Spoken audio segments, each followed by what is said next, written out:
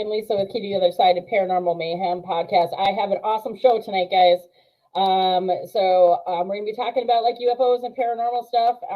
We have a lot of topics coming out tonight. So I'm super, super excited about this show with Haunted Encounter Adventures. But I'm going to bring out Nathan. He's my co-host for tonight. He's with Paranormal in the Funhouse, so he is helping me out. Hey, Nathan, how's it going? Hello, everyone. How are you doing tonight? Doing good. Pretty good. Going off. They were going off earlier, so what are your thoughts, Nathan, about the show tonight? Do you think it's going to be an exciting show? I'm excited. Oh, it's definitely interesting. I mean, he sits back there and wants to join in. Right? I'm going to share this out too.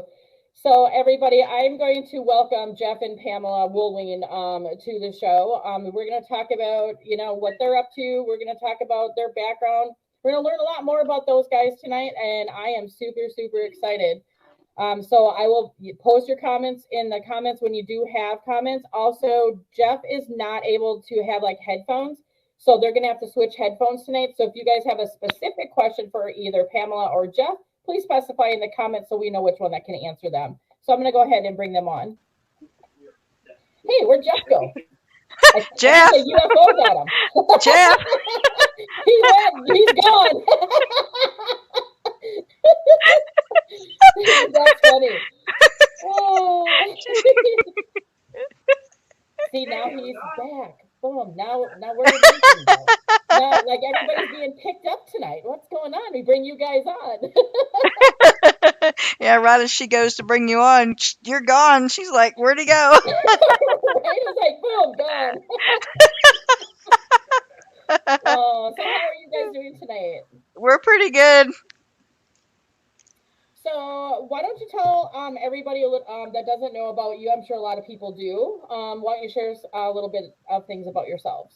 We're in Arizona, and my husband's into UFOs, and we got into the ghost hunting about 4 years ago, and we really enjoy it. I was skeptical. I was really hesitant at first about doing that, but it's cool now.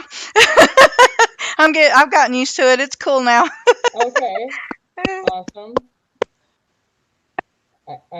We got Victor in the house. Victor Santiago is here. Hi, I'm sharing this out, you guys. So Pamela, how did you guys actually start getting into with UFOs in the first place? What intrigued you about it? Jeff has been into UFOs. I probably should give him the headphones because he's been into that for since 2004. So okay, all right. Well, we will talk with Jeff. They're gonna switch headphones, guys. So hello, how's everyone doing today? Good to see you guys. Doing great. Awesome. So one question I do have, Jeff, is you started in with UFOs. How did you get started, and what made you so intrigued about them to get started about it? Holy cow. So I was born and raised in Phoenix, Arizona, and I've been seeing these things in the sky ever since I was a kid. And so, it just seemed like everywhere I went, there they were. I was seeing these lights in the sky, these orbs, if you will, things like that. So, in 2004, I just went on a quest to try to figure out what was going on in Phoenix skies. And I saw this news report that the Phoenix lights were back. So I've been doing a lot of research on the Phoenix lights, been studying them a lot, and I've been figuring out their locations. And I knew that the most hot areas was on the east side of South Mountain. So in the summer 2004, I took off. I moved out there to the east side of South Mountain, and lo and behold, it didn't take me long to see these lights out there. I did a number of news reports that summer of 2004, and of course, the end result was we're all seeing flares. Well, before then, I've always been interested in archaeology. I love history, and when I put skywatching, archaeology, and history all together, it really came out with some answers that I was looking for. And so when I discovered that they were petroglyphs from the Native Americans who first were here in Phoenix, Arizona, out there on the mountains around Phoenix, I had to figure out, what was going on. Through my investigations, it seemed like mountains was the hotspot for these UFOs.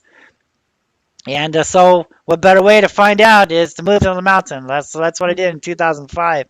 I moved to South Mountain on the east side, and I lived Mm-hmm. there for over 3.5 years. And I watched these things come and go from the mountain. I went out there expecting a crop circle, some kind of evidence that a craft landed. What do I find? I find a big, huge boulder with spirals and a stick figure man looking up at the exact same thing that I filmed the day before. Oh I remember wow. seeing this guy on one of the cable shows here in Arizona, one of the free shows, and he worked for the Pueblo Indian Art Museum. He was a Native American shaman, tribal leader, if you will, and I saw him on television talking about the petroglyphs, and so I called him up and I was like, "Hey, can you teach me the petroglyphs?" I didn't tell him what I was doing, didn't really tell him who I am. I hadn't made any connections yet with him. I just wanted him to go up there and teach me these petroglyphs, and he was talking about spirals and giants and lizard people and all this crazy stuff, and not once did he ever say crafts. He never said aliens. He never said Mm-hmm. spaceships. What is he talking about? He's talking about spirits of the earth and sky.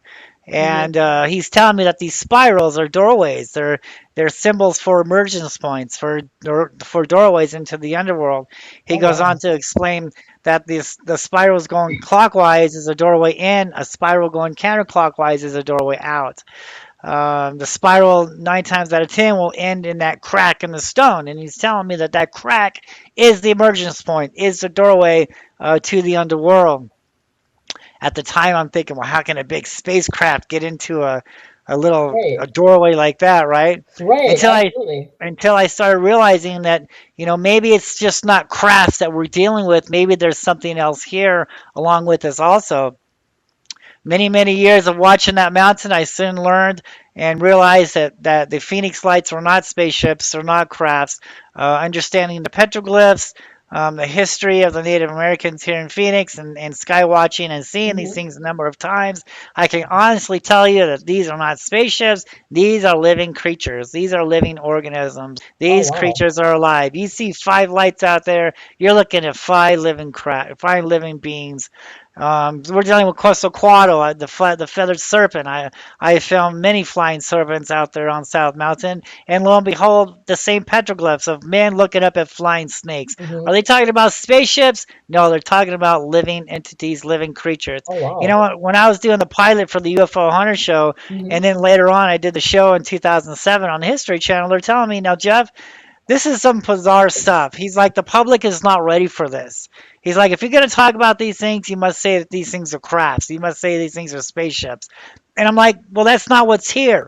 Right. Spaceships and green men, that's all fine and dandy, but there's something else here along with that. And I believe, the public needs to be aware of Mm-hmm. this.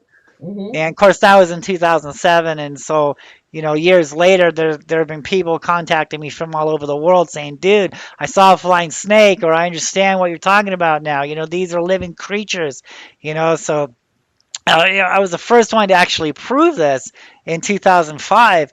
And I later on, just 5, 6, and 7, it was just crazy. The more and more I realized that these things were, not spaceships, not technology, and actually, yes, they were going down into the mountain there. And yes, I know it sounds crazy, but I have seen and filmed this many times, Mm-hmm. and I understand about the doorways now.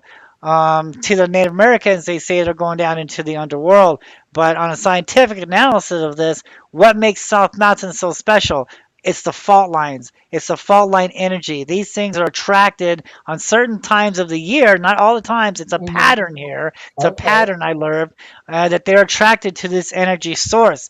As a matter of fact, when I was watching the lights in 2004 on the east side of South Mountain, these lights were Mm-hmm. right over a major power plant bored down into the fault line of South Mountain. So they're not really going into the underworld, they're going down into that energy source. Oh, okay. Well, that's too much information. I've been doing this for Hey, 20 years now, so it's yeah, there's okay. Like I lots said, going on. like you're saying, people need to, be getting that information out there because it's different. You're seeing them a different. How? So, what happened when you told that other person when they said you have to refer to them as aircraft? How did they respond when you're like, no way, that's not what I'm. How I'm kind of didn't understand the question there. Like, who's are you talking about the What do UFO you, Hunter show yeah, or what you who? were The kind of History talking about? Channel. Oh, okay, Yeah. yeah. Well, I didn't say anything about it. I was like, okay, well, if I can't, I'm not going to mislead the public. Mhm. That's what I was saying to myself. I'm not going to say that these are spaceships. So I never once said any of that. I just Right. referred to the petroglyphs. And I'm showing them, look, there's a guy looking up at this barbell here. Things like that. So. I never said anything about that, but I was telling them, look, the public better get ready for this because it's here. That's what's really going on here. So I don't know if they didn't want to just give me the credit for this discovery or if they just didn't believe me or what was going on. But yeah, Yeah, I mean, it is different because I mean, UFOs all around are controversial, and you're seeing something different in the sky. You're seeing these creatures in the sky, which is a little different. And people are going to question, like, what? How do you know? and the thing of it is, see, this isn't just hearsay. This Hmm. is not, this is proof. This is what history is talking about. Here, I mean, it's fascinating. I mean, we have the 3 points of credibility here. One point, we can read about these things in these scriptures and old texts and carvings, from 3,000 to 8,000 years ago. Then we can go up on the mountains, right? And we can see Hmm. photographs, prehistoric photographs of what the scriptures are saying, of what these ancient texts are saying to us. And then to top it off, we see it now with our own eyes. So we see with our eyes, we Yes. read about it 3 to 8,000 years ago. Now we see photographs, prehistoric carvings of these things 1,000 years ago on these holy mountains. That's Right. the credibility. This is where the proof lies at. Not Hmm. not somebody saying, I saw this and they took me there and this and that with no evidence. Look, we can't go on that no more. We have to have proof. I'm an investigator. Yep. You have to be a skeptic and a believer at the same time. And I'm looking at the facts. I'm looking at the proof. Hmm. I was going down this road thinking one way, but the evidence, man, the evidence and the proof was pointing me down another direction, another road. Hmm. I'm sorry, I have to follow where the evidence is taking me. I Right. know everybody believes this point of path, but I'm telling you, you need to really look into this. I thought the same thing too, but I went out there and I studied it, I watched it, I learned about it, and it took me down this completely different road, completely different story, and it's what history is telling us. Right. And how did you get started? So if somebody is questioning that and they go, I want to get started researching what you're talking about, how should somebody get started? Oh my God. So if you want to start looking for UFOs, the first thing I would do is find out the history of your area. Okay. Like if you live, like for instance, I live in the desert here, and there's a lot of Hmm. Native American history. So first of all, you want to study that. Okay, go from there. Are there any mountains around where you live at that ancient ones or whatever call sacred? Are there any petroglyphs out there? What the next thing you want to go, if there are mountains, you want to, and if there's a story of the history saying a mountain is sacred or an area is sacred, go out Hmm. there, check it out, and the next thing you want to find is spirals. Look for these spiral doorways. You see spiral doorways, that's another indication, another clue. And again, another one is these anthropomorphs. The archaeologist likes to call these things because why? These things are shape shifting in the sky. All Hmm. right, so they're changing shape. These creatures, these UFOs, these UAPs, whatever you want to call them, these lights in the sky, they're shape shifting. This is just the beginning. These orbs and lights and stuff like Hmm. that, this is just the beginning. The petroglyphs talk about these things changing shape. And my wife and I have seen this. We have seen this light turn into a flying serpent and then morph into what looks like a man, a Oh, petroglyph man. wow. Crazy stuff. This is just the beginning. The public has no idea what is coming here. These Right. lights and these orbs is just the beginning. These things are going to shape shift. They're going to change. They're going to look like flying serpents. They're going to look like flying diamonds and crazy looking stuff. Get ready for it. It's here. It's Hmm. happening now. Right. Have you ever brought anybody with you when you go out looking for Oh my these things? God. Heck yeah. I Okay. mean, my God, like Pam is a witness. We've gone up on the mountain. We've seen stuff. I've been doing tours up there on South Mountain ever since 2005, and Oh, so many awesome. people other than me, and I videotaped them. Matter of fact, we just took our friend Doug up there on South Mountain, what, 6 months ago? No, been about 3 or 4 months. 3 or 4 months ago, and I looked up. There's 7 orbs above our heads, right Yeah. there on South Mountain, right under a boulder with petroglyphs of a guy looking up at an orb, and Oh, we're wow. seeing it right there. Right, that is where the credibility is. Okay, Right. not hearsay. Absolutely. People writing books, trying to get on stages, trying to do news reports and make movies. Look, dude, we need to follow where the credibility is, and I really think that these petroglyphs has something to do with it. And it's time to take a second look at this stuff. And it's not just Mhm. legends and myths. It's not just somebody out there making graffiti. He's telling you a story here. He's telling you what he saw. He didn't have video cameras or Mhm. anything like that to tell us what he saw. So the only way to do it is to carve it. It's to carve it in the areas on where these things took place at. Yeah. Do you think, because, do you think I that thought they this could was follow your you? interview. So Jeff, do you think that the petroglyphs and stuff, do you think that they can follow you or lead you to where they are so you can actually get that to the public eye and get those recordings done? Okay, I think I understand that. So are you asking me if the lights are following me? Yeah, do you think that they would follow you or show you where they're at? Who would follow me? The lights. The lights. Hmm. And do you Like think they would show? how do you know where to go besides Oh, the mountains? oh, it's all it's all experience. Okay. So like I lived in Phoenix, so and I knew that this area, and news reports were getting a lot of UFO activity. That's how I first found out. Okay. Is on the east side is because I watched other people having UFO on the news and where their location is at. So once I learned the location, the hot spot of where these lights are, that's when I moved over there. Then later on, I learned that these lights are right over a major power plant of the fault line. Hmm. And then later on, I learned that it was the mountains that they were connected to. It was these fault line energies. It's this natural energy spots around the world. And then years and years, this took 3.5 years of study. Okay. First finding out where they're at, Hmm. second find out why they're there. Now we're finding out it's a pattern that they're not there all the time. It's a pattern that they come during the changing of the seasons, during the equinox and the Okay. solstice, and they're Hmm. following the energy because when the sun aligns with these fault lines on the Hmm. earth, it creates a fusion effect and it attracts these beings to these energy sources. And then when the seasons change, the sun moves, right? The sun is Right. in a different position. Yep. These things are following the energy. They're following the sun as Oh of now, wow. Okay. right? That's really cool.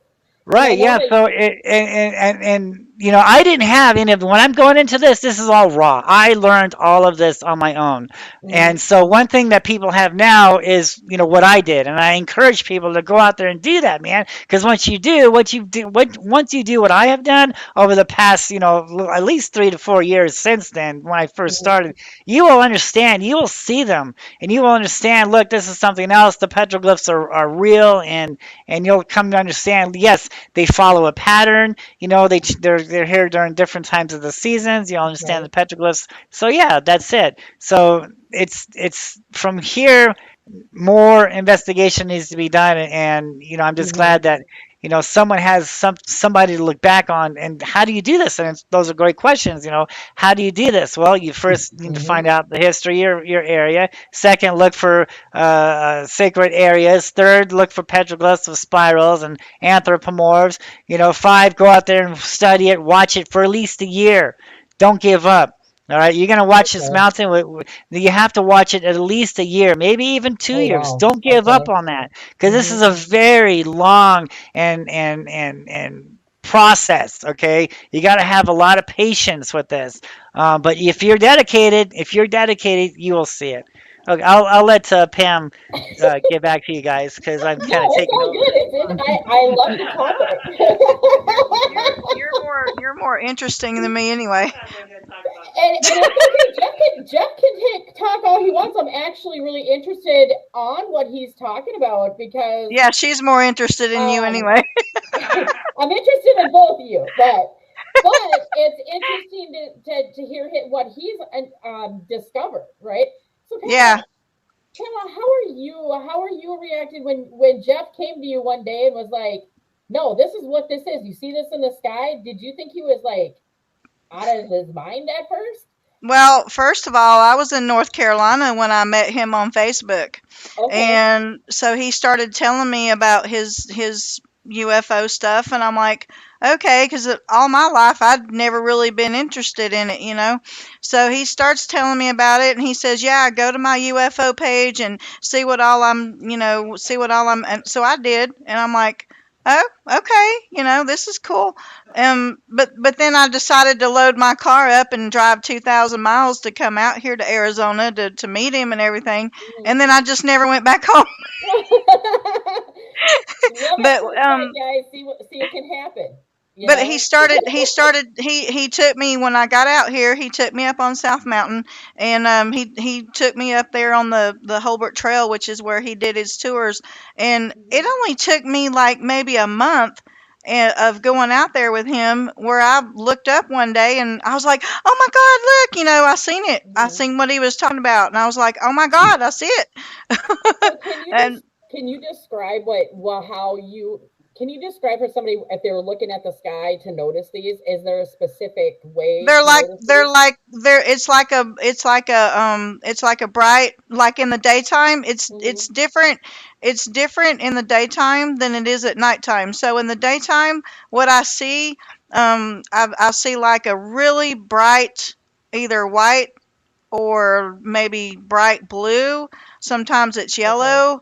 It's just really bright light, and it's like it looks like a little dot at first. And then I have seen the serpent that he's talking about. Okay. That was really scary because I actually hid behind a cactus because I felt like the thing could see me. I Oh could just feel. no. I'm like, that thing can see me. Is it going to come get me? So I'm hiding behind the cactus because I didn't want it, like I just it was Hmm. creepy, and it had horns on it. Oh And wow. yeah, it had these horns on it. It turned sideways, and I seen these horns, and I was just like, oh my God. And I asked him, I go, does it know I'm here? Like, does it know I'm watching it? Is it going to try to come get us? Right. That was really creepy, and I had chill bumps all over me from that one because, And so, yeah, what that was was his crazy. response to that? Like, can they come and get you? You know, do They they? haven't.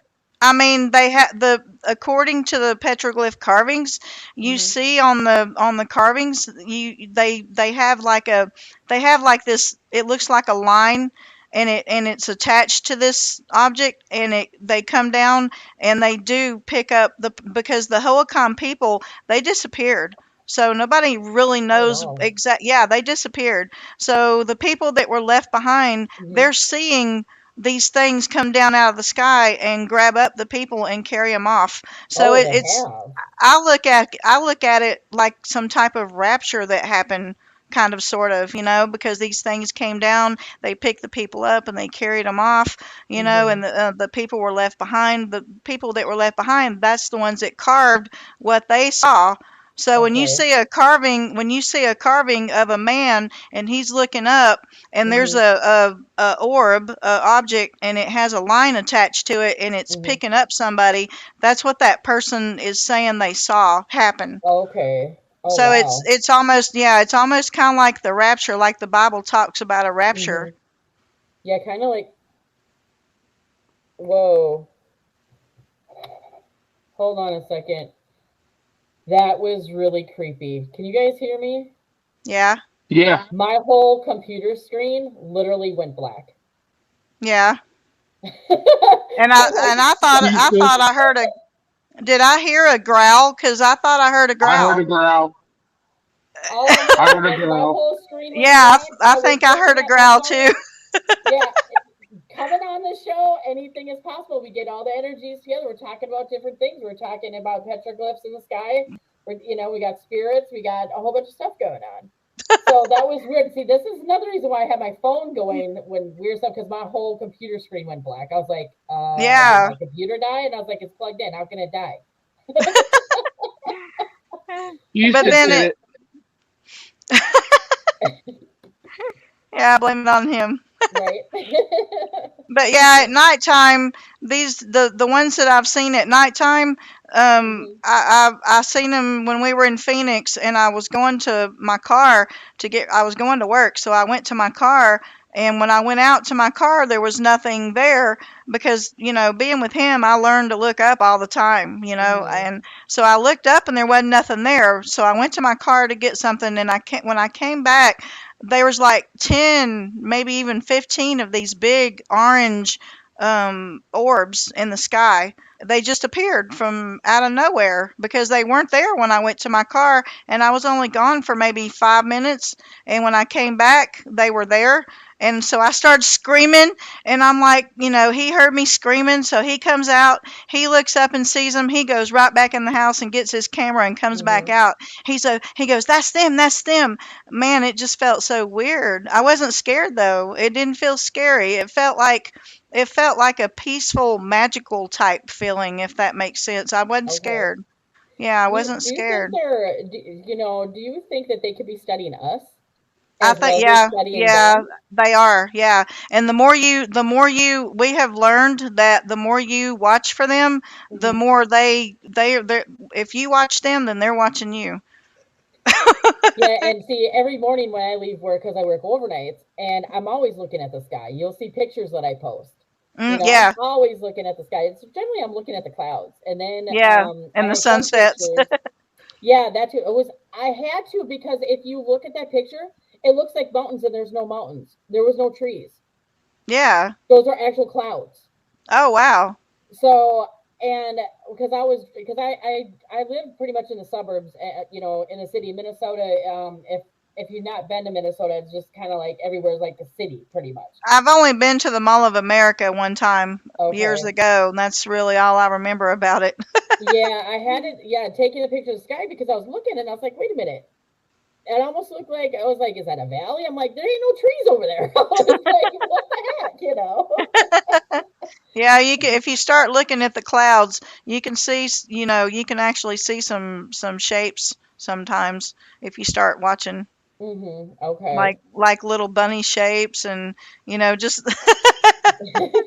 Right. I've seen that.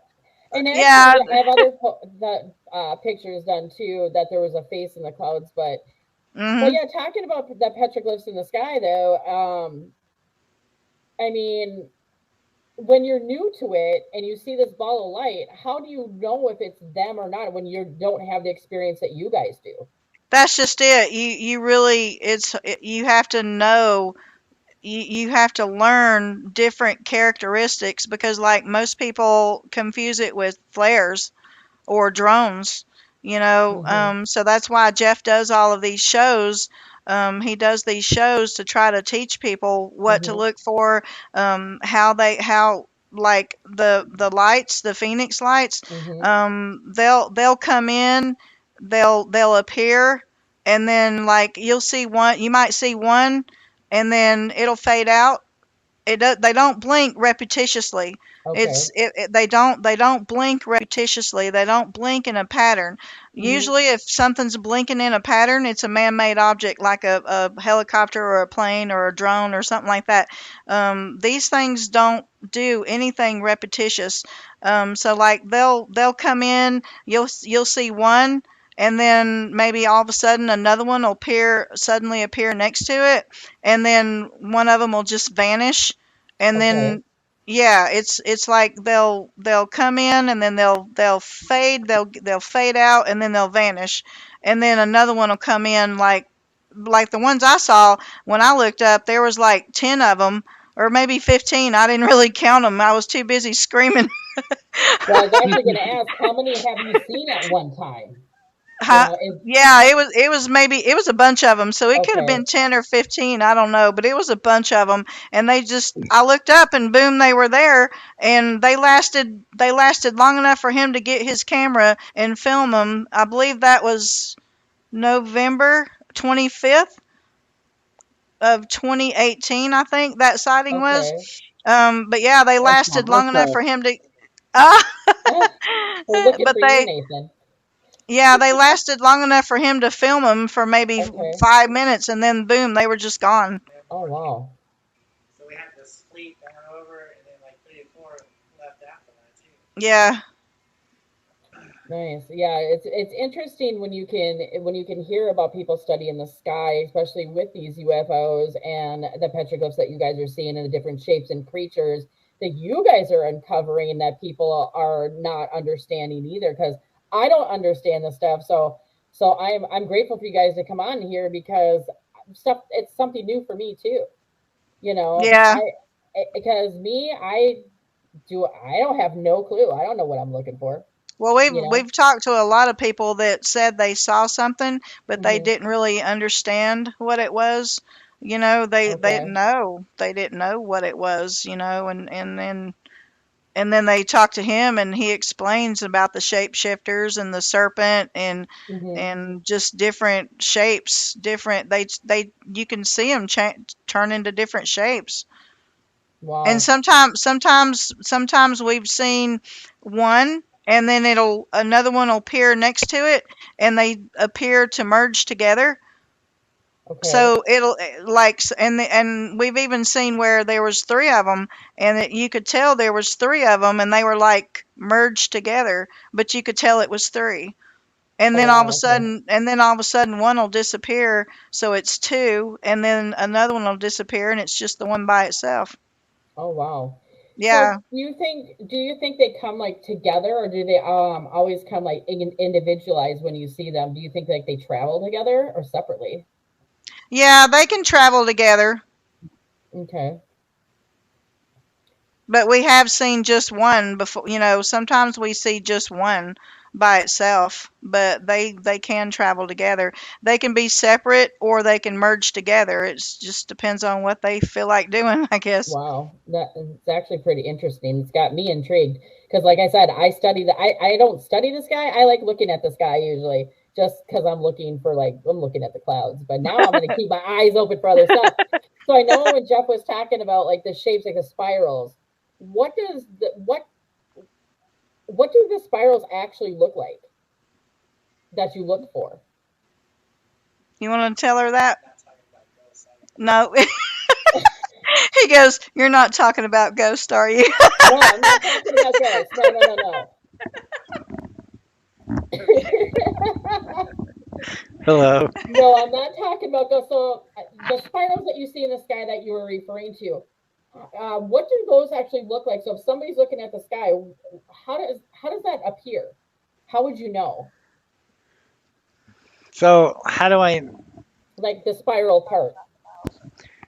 Oh, okay. So the spirals are just symbols for doorways. They're just carvings on the rocks. They're spirals. They go in a clockwise Okay. um, position. Right. Yeah, You know what spirals? but explain about the spirals that point down. That means that's the Okay. yeah, Okay. Is that what she's talking about? yeah. Okay. I'm just like I said, I look at the sky a lot. So if I start seeing some stuff, I'm gonna be like, is that what they're talking about? Because what am I gonna look for? I won't Okay. even What? know. All right. So in the sky, you want to look for, of course, lights, orange, amber lights, white lights, um, things like that. Black during the daytime, that's at nighttime. Even sometimes even during the day, but mostly in the daytime, just black objects, kind of white objects, stuff that that moves on its own, that seems to be in control. Not blown away like balloons does or going with the wind, something going against the wind, something that just looks abnormal. Okay. Of course, the flying diamonds, these flying, Hmm. what looks like snakes, stuff like that. So yeah, the carvings, now that's on the ground. You won't see a Right. spiral in the sky. I mean, I'm sure you've seen these videos of these spirals in the sky. Yeah, That's I've been mine. That's watching some of your guys' videos that have been posted. Pretty oh, interesting. oh, cool. Yeah. So, and we just filmed something last night. And that was pretty cool. This orb landed on the mountain out there while a bunch of ghost orbs were on the mountain. Did you see that? That was No. crazy. I was shooting my laser at that thing, man. Oh wow. Yeah, it was pretty cool. So yeah, I'm filming that in night vision. Check it out. It's on my wall now, and Okay. hopefully tonight, if we see him again tonight, then I want to go off to another spot and to a better spot and see if I can get a better view of him, because it doesn't happen out there all the time. Like I said, there's a pattern. Hmm. And so Right. once you figure out that pattern, then you'll be able to predict on when and where they're going to show up at. But yeah, Okay. but Do yeah. you generally when you see it, like, I know when it's random sometimes, like last night, do you go live sometimes to show people right on the spur of the moment, or is just something that you just record and then you get that up on your social media sites? Yeah, I don't have time. You just don't have time to open up a Okay. live app and stuff like. I mean, once Mm-hmm. you see it, you need to jump on your camera quick because sometimes they go away fast. Sometimes they might stick around. You never Okay. know, and you just want to get the video. So I know Mm-hmm. because this has happened to me before. You see something in the sky, you're frozen. Your brain can't realize what you're looking at. It doesn't understand what you're not thinking at the time. Get a camera because no one's gonna believe you. You're trying to Right. sit Oh. there and figure out what it is. So Mm-hmm. once you get out of that and start getting into, oh my God, there's something in the sky, grab my camera, then Right. you're good. You know, Okay. there it is. I see it with my eye. Get my camera. Then, and I'm not talking about a cell phone. You really need to use a video camera Okay. or something like that because cell phones don't zoom in very well and it Mm-hmm. doesn't give you an accurate how far, how close, and whatever it is. Also, another thing, because there's hoaxers out there, because there's Mm-hmm. wannabes out there, we want to make sure that what we're looking at is a real UFO and not something like a star in the sky or Right. someone trying to prey, and on people's, misunderstandings and trying to Mm-hmm. get those views and hits and likes on YouTube, trying to gain their wallet. So you, Right. you must be you must have to analyze these videos. Like for one, you want to use a video camera. For two, always film the object how the object leaves the sky, Okay. because if you just show a light in the sky and then just go away and stop filming it, I mean that could be Venus, that could be a star. We don't know what we're Okay. looking at here. We have to be a skeptic and a believer. So when I'm looking at, I've seen these things millions of times. I know what Mm-hmm. I'm looking for, and I've Right. seen the videos. And then I've also seen balloons. I've seen flares. You must study man-made objects first. Understand what Sure. they look like in the sky first. See what a drone Mm-hmm. does. See what an airplane does. See what trash does. See what flares do. Balloons, all this stuff. Videotape it, man. Go Mm-hmm. back and watch it on the screen and analyze it and study. Okay. Okay, this is how a balloon acts. This is how a flare Mm-hmm. acts. I know, I saw it, I filmed it. This is what it is. Now, I see this light in the sky. Oh my God, I'm filming it. What is it? Now I've gone back. I've seen everything else. That is clearly an unidentified object. What is it? Right? We're filming Mm-hmm. it. Always make sure it leaves the sky, because the people who's really seen this, they know how it's going to leave the sky. And if something is just film and then you stop. Another thing, we want to see raw video too. No Right. edits. Let's Yep. just see the video because you slice here and cut there and try to ab lip here, man. That's just looking Right. fishy. We want to see what really happened through the whole time in real time.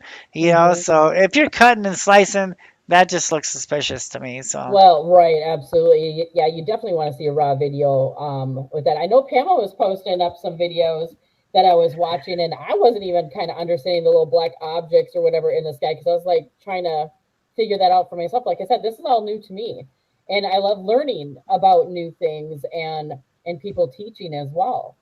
Do you ever have people send you like their footage and to Oh have you yeah. look at and be like, Uh, "What is this?" Yeah, all the time, and Okay. it's great. And, and it's unfortunately sometimes they don't like what they hear because I'm Well, sorry, it's a star or it's a planet or, right. it's a piece of trash blowing in the wind. Mm-hmm. And I always tell them, like I just got done finishing saying that you must study what is normal in the sky, Yeah. So when you see something, it'll dawn on you, yeah, I've never seen that before, so I don't know what it is. It's a UFO, right? Hmm. So, Is there a certain type of video camera that should be used during this, or could it um, be any video camera? well, you want to use the best video camera is, the best. I mean, so Hmm. whatever you can afford, that's what I do. Whatever you can Okay. afford, just Usually it make needs to sure it's have HD. Make sure it's Okay. got good quality. it needs to have at least 42 zoom. Yeah, make sure it has a good zoom on it, stuff like that. But basically, you just want to get away from your cell phones and just break out your video camera. Hmm. You know, it's best to take a video camera with you everywhere you go. Keep one in the car. You know, I used to keep one. I used to have one strapped to my belt all the time. I used to carry a fanny pack with a camera in it because I'd be walking around the city Okay. of Phoenix and there goes a UFO. So Right.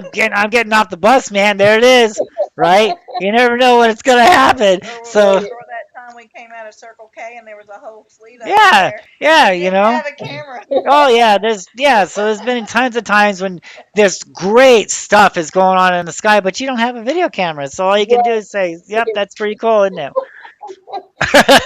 Maybe someday in Arizona, he's a guy out there with a video camera. It's Yeah, probably right.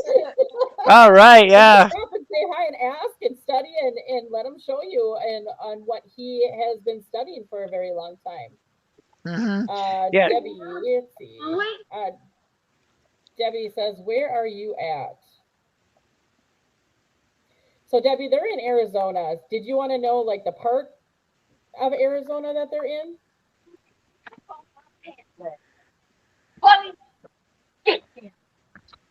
So I'm not sure Yeah, what she we're means in by that, Phoenix. but Yeah, we're in Phoenix. Phoenix. Yeah. Okay, nice.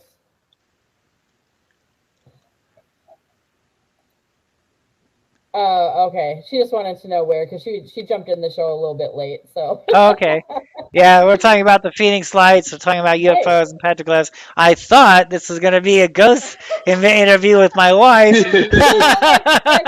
Well, I didn't know we were going to talk about UFOs. hey, Jeff, surprise! It's about everything. I did UFOs and paranormal on a video that I created. So talking about both because it actually is very intriguing. I'm already a paranormal investigator. I've been seeing and hearing spirits since I was 8 years old. However, the petroglyphs, UFOs, way different for Lisa. Yeah. But also it's very interesting to hear about and interesting how people capture these things. Oh, And yeah. you can't keep an open mind because there's so much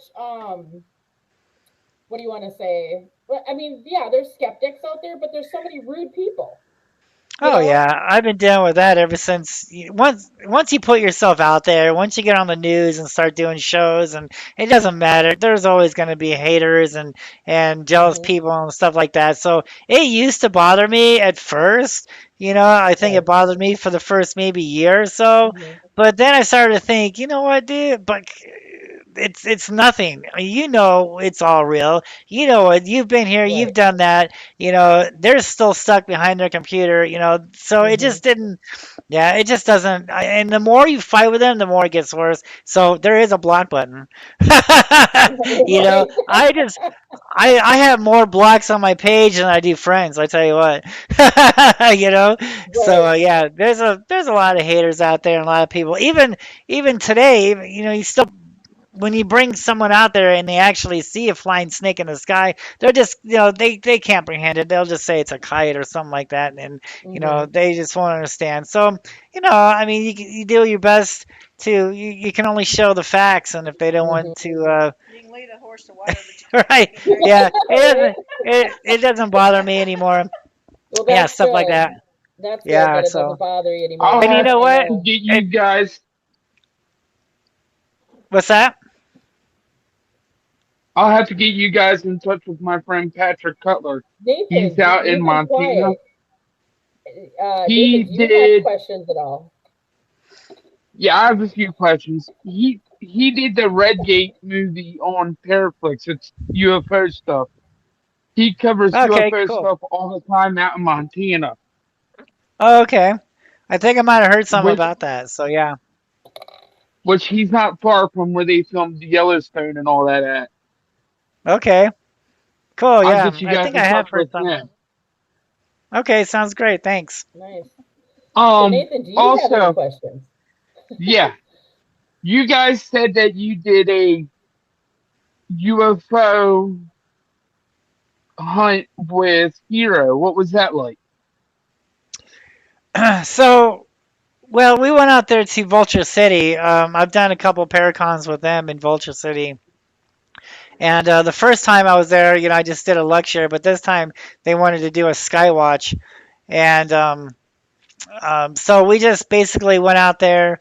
We had a bunch of people show up, and Hero was there. And I believe, was it him playing the flute? I think it was him playing Yeah, the flute, either him or his brother, one of them was yeah. there. I kind of talked him into, like, joining me and being there. To play the flute and try to conjure up these things. But it didn't work. But it was cool. Yeah, it was cool. We had a great time that night Yeah, out he's a there in good Vulture friend of mine. City. I like him. Yeah, cool. Yeah, we also ran into him also at the Paracon here in Tombstone. So yeah, that was cool. Um, what was it like helping them set up for the Paracon in Tombstone? What was it like? Who's setting it up? You're kind of breaking up. For you Sorry. guys help for you guys helping set it up. Well, we didn't like set it up. We just pretty much gave some ideas. Bruce and who is Carissa, yeah. Well, no, the very first time that we met up, it was Bruce and Wendy Wendy from Southern from Southern Ghost Adventures. Is that? Ghost Crew of Southern Tucson. Yeah, okay. And so yeah, we basically got together and was talking about, how to do it, and I just gave him some ideas. And but it was cool. So I ended up doing a UFO show there. I took the UFO show. It was the very first show to open up the Paracon in Tombstone, so that was a great honor for me. And also, we did a That's cool. séance. Yeah, on it, and we also did a séance at one of the original. Um, uh, The Sixth Street House. yeah, the original house in Tombstone, from built in like the 1800s or whatever. And we did a séance there, so that was pretty cool. Great. We had great reviews on both things. Great reviews on the show and also on the séance that we did. So it was great. Awesome. I was just nosing around on Pamela's. I forgot a video. So, so I'm gonna see if we can show this video. So it's some of the stuff that you guys have captured inside in the sky, so we can kind of show it people. And this looks like it was at night. I'm gonna try to share my screen so you guys let me know if you guys can see this, because I kind of want to show a little bit on what they're seeing in the sky, just so everyone understands what they're seeing at those moments. So we're gonna see if Lisa can share her screen here. Let's use this letter. Yeah, can you guys see the screen here, the video? It's Yeah. black. Yeah.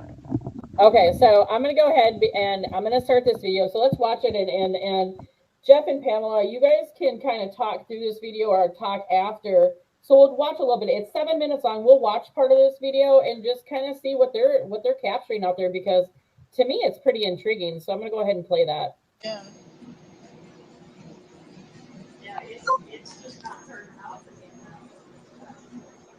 Oh wow.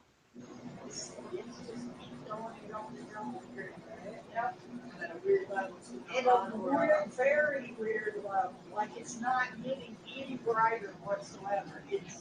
It's like staying exactly, but just kind of flickering. It's weird. I don't think I've ever seen one do that. You gonna turn it all the way off for us, please? Oh, okay, I guess not. What was that? Oh, this must be a paranormal video. I was gonna say it's Or is this the sky? and you know the weird thing is It's Hold the on. sky. So is this in the sky part, or is this on an investigation?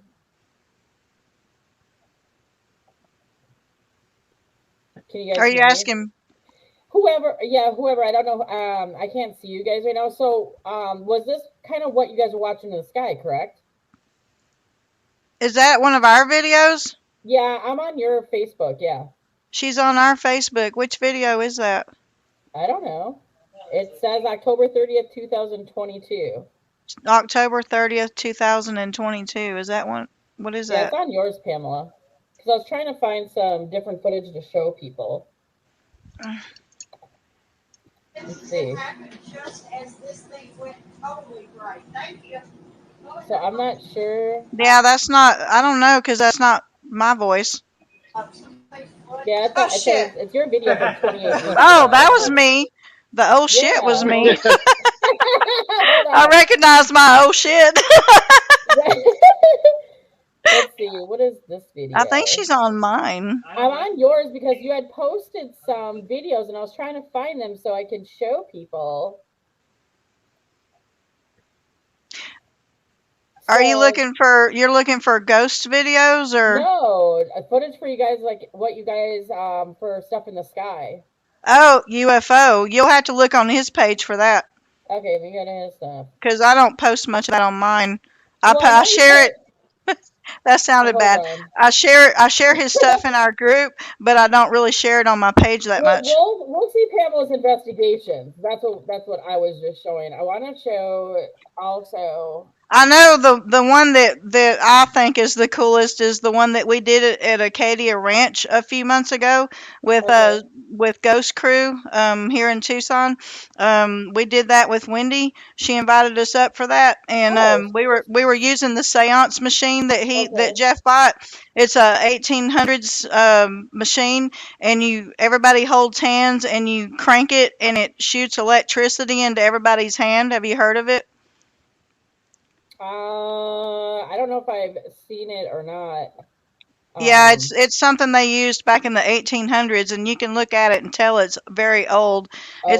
It's a wooden box, and it has. You want to go get it? No, because it's kind of heavy. But Yeah, it's someone's a back here laughing.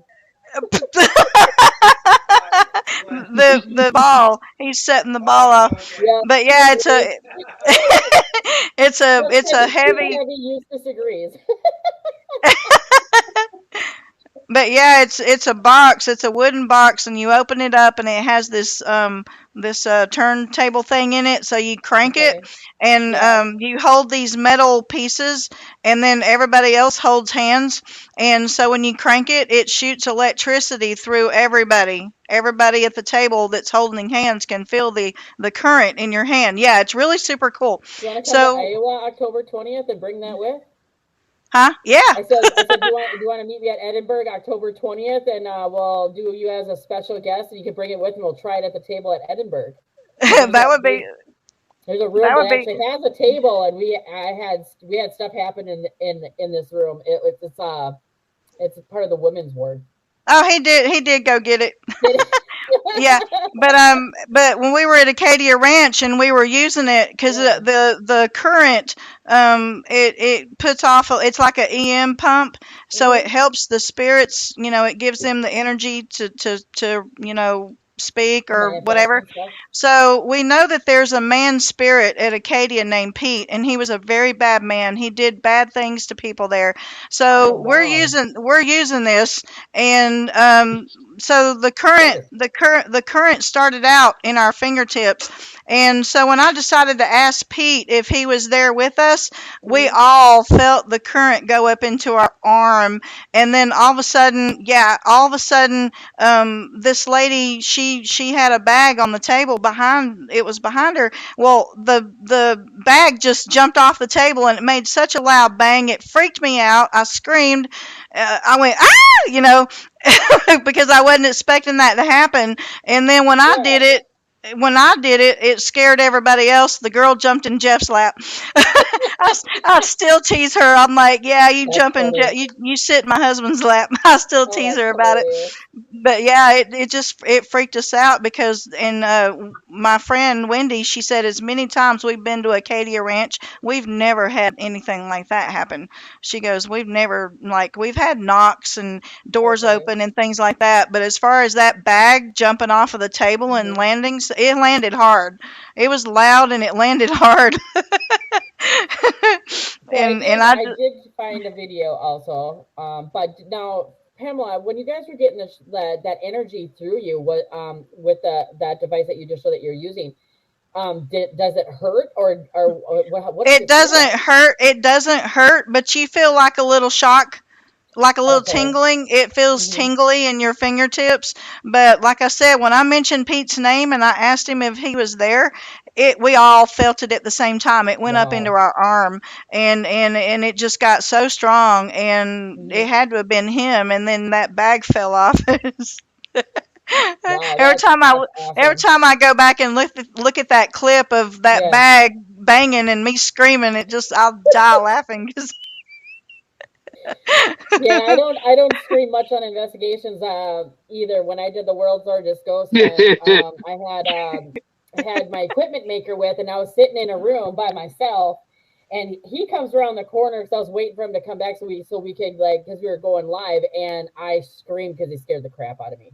Yeah, I I was mean, just oh my that god. bag jumping off the table, Yeah, I wasn't expecting it, and it scared. So right. we all let go, and then after what, we didn't even try it again after that. Not there. I bet not. I bet Now, not. now, wait a minute, Lisa. What about Yeah. toilet flushing? What about toilet Do flushing? what is that? What about toilet flushing? You jump with that too. Oh yeah, yeah. Oh, that's when I filmed because I filmed with Paranormal in the Funhouse on one of their episodes. So I did go to Jeff's profile. So I'm gonna screen share this again, and we're gonna watch a video of this guys this time. So just kind of we want to watch show everybody kind of like what we're talking about. Okay, so can everybody see the screen? Yeah. Okay, I'm gonna go ahead and play. Like I said, it's 8 minutes long. We'll watch part of it, and then if Jeff wants to chime in during this while we're watching it, he can kind of explain what's going on too. Unless Pamela, you can explain it as well. So I'm gonna go ahead so we can just kind of show people what you guys are, watching in the sky.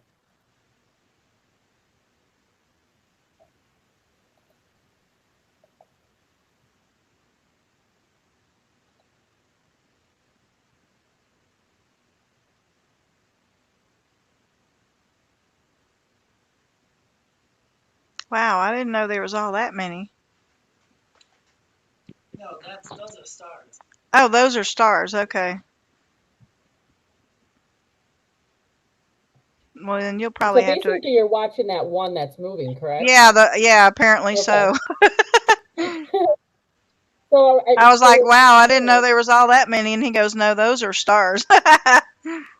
okay, so that's gone. Oh, and Yeah, back. see how it just So went out and then came back? yeah. So, so is And that another one? that's an airplane that came right by it. Oh wow. You gotta wonder what he thought. So I see what Jeff is talking about is study different objects in the sky so you can decipher what that was because I would have never known that was an airplane going I by. Yeah, the airplane when it's an airplane, you'll see the anti-collision lights and they blink in a pattern. Okay. So that's how you know if you see something and it's blinking in a pattern, flashing Hmm. in a sequence, that's usually an airplane or a helicopter or something like that. So this is just moving across the sky. Is that just what it's doing, or does it go like in Yeah, different directions? Or it was moving like it was controlling where it went, like it knows where it was going. yeah, it's like really, really interesting. Yeah, it just keeps going, just kind of like, huh? Maybe they're gonna go get burritos or something. Yeah, this happened last night, so you want to talk about it? Yeah, Are we on a time limit? I don't know. Sorry. No, I can be on another hour if you guys want to be. I Oh would wow, go to okay. work tonight, but Oh so wow. yeah, so I'm sure. So this video is from last This night. is last night, right? So I saw this orb coming over the apartment, so I jumped on the night camera and I started filming it. And so yeah, it's taking a while because it's kind of high in the sky. Now you can see the mountain in the background. Those are the Hmm. palm trees, and then look at that light So there on what's the that mountain down there. there? Right, that's like the spare light. Those lights there until the upper right, those are radio and Okay, antenna lights. Right. all Now right. watch where this light goes. Watch where this light goes. Where is it going, man? Look at that. Is that crazy? It's going right to that mountain. Yeah, it Boop. is. Yeah, right So there. Right now, well, now watch those lights there between the palm trees. Watch yeah, I this. saw that. Okay. Those are like these type of ghost lights. Have you ever heard of what's that one mountain out there with those lights? What's it called? Brown Mountain. Yeah, Brown Mountain Brown Ranch. Mountain. Yeah, the Okay. ghost lights, the Brown Mountain lights, or something like that. I don't know. Mm-hmm. Same stuff's going on here on Oh, these look, and there's mountains. another.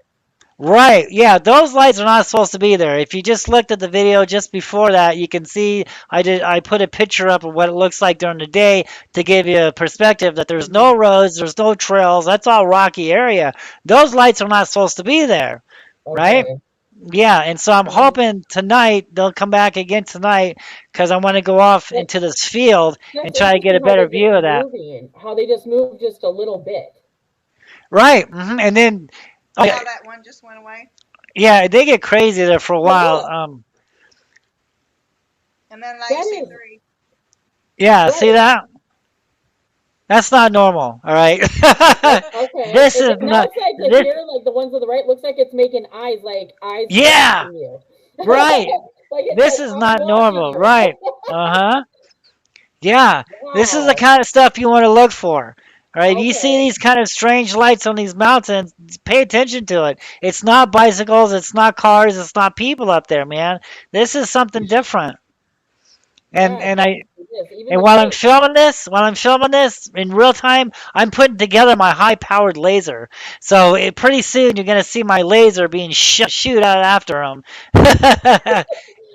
Right. It's Mhm. very interesting because they are like different shapes and they kind of like now they're blinking, or at least one, and then this one looks like almost like a square shape.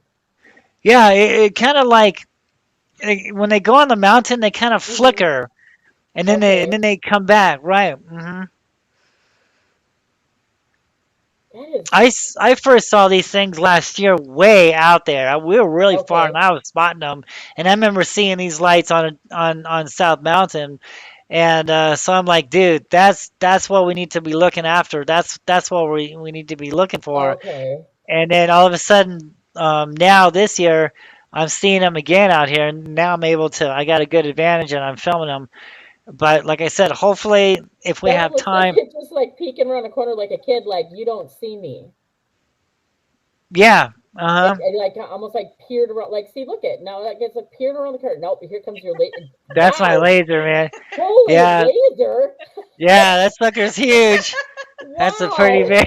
It's not a toy How Yeah, far does that laser go, Jeff? yeah. If I leave the laser on those palm trees, it'll catch them on fire. So I can't. Oh, Yeah, it's Jesus. a real laser, right? It's not a toy. It's a real What? laser. Oh wow. What have you done with that So thing? I gotta be careful not to burn the palm trees up. Yeah, don't set it on fire. Yeah, that would be something to see. Yeah, no kidding. Right. Oh, Now look, there's like see, four, look. one, two. Now there's Yeah, four. right. See, they just have they just kind of magically came in. Look at that. Yeah, See that? that is really interesting. Yeah. And they're not supposed to I'd be have to there. definitely pull over if I was driving and see something like this. I definitely would have to freaking pull over and literally watch because I'd probably crash my car trying to watch it.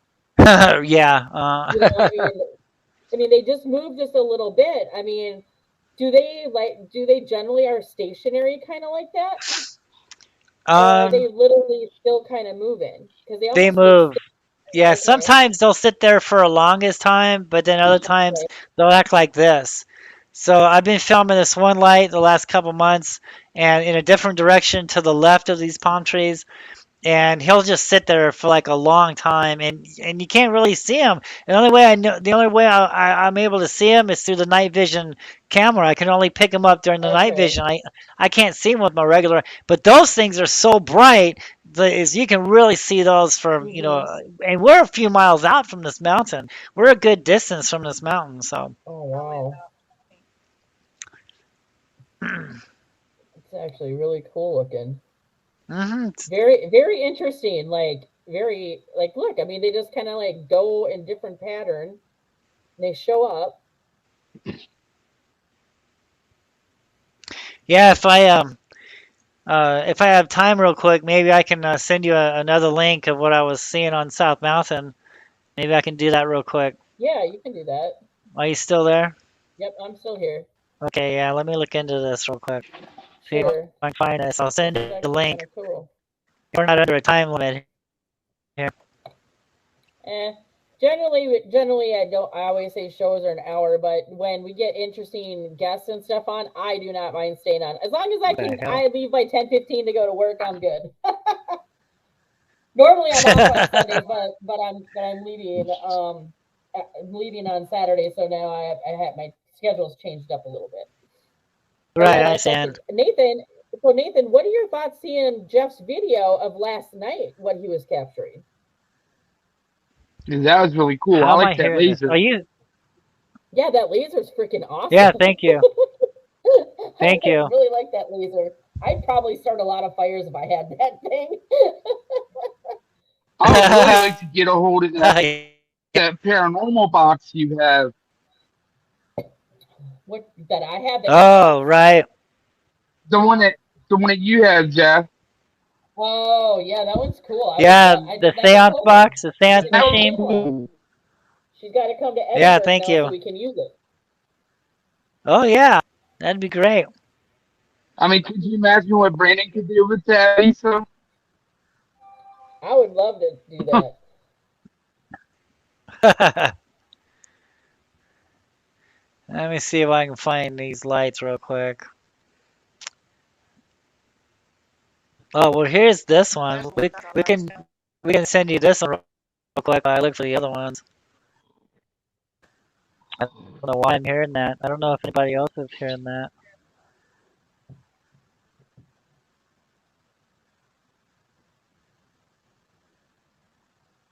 I blame Eustace.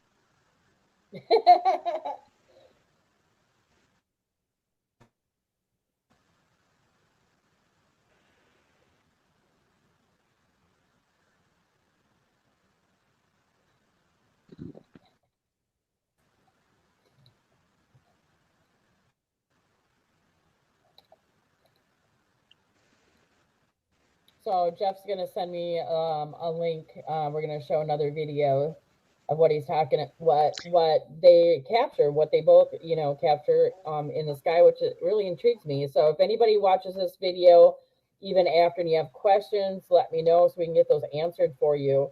One thing, oh, that was dumb. Okay, so What was that? that's what we saw in Glendale. I forgot to show there. Huh? See, I've created a banner and I totally forgot to show it. They're I located thought on I heard YouTube. another growl. Is it your stomach? Okay, I No, gotta look at this. All right, hold on a second here. no, seriously, I thought I heard Yeah, another growl over there. that link that I Maybe just not. sent you was what we saw in Glendale. Okay. Yeah, the one that we were talking about earlier. All right. Your eyes are showing off lately. Hold on a second. I'm trying to. We got an ad playing. Yeah, All right. Got stupid an thing. ad playing. It Oh, will play damn. after these messages. Okay, hold on a second here. Let me go ahead and flip this. After a 10-minute ad, you can play the video. Yeah, right.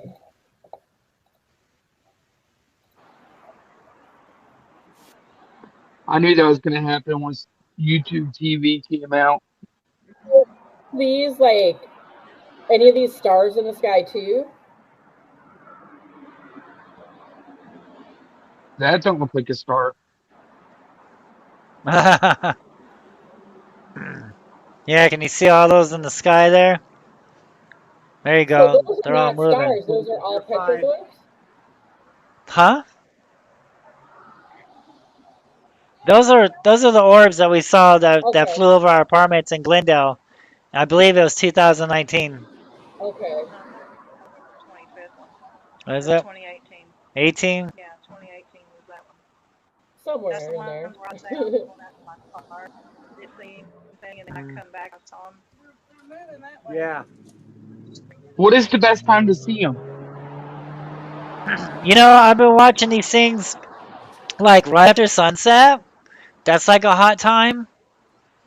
Like right after sunset. What's the best time of year to see them? So like January, February, March, April, May, and then June and July is good, and like October, November and October is good too. And of course, I don't know if I said it, but it's a pattern, so you really need to, study it.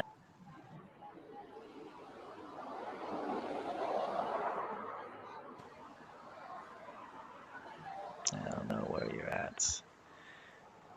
Okay, so I lost you. Okay, there it is.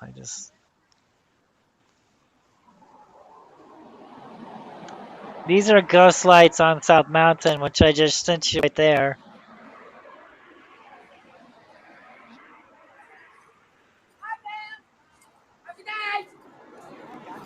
Hi. Look at those lights right there. You see those lights? Jeez. Those are UFOs. Are you serious? Yeah. Yeah, that's the Phoenix Lights. That's the Phoenix Lights right there. Yeah, I know. Yeah, I got That's one of our neighbors. No, no, no. Binoculars too. Yeah, get your binoculars. Yeah.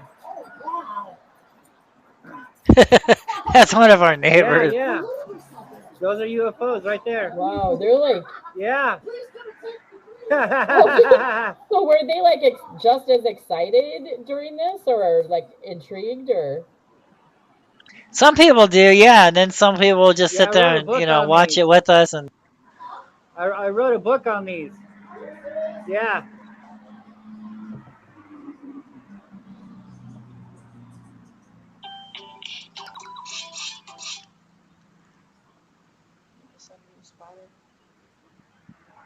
Oh yeah, if you want, yeah.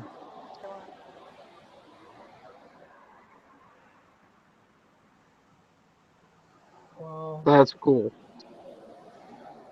Look at that zoom you can on there on your camera. Holy cow. So yeah, I see that you really definitely need a really good camera for something like this. Uh-huh. Yeah. And it's really, I mean, when you zoom in, it's really hard to keep steady. So,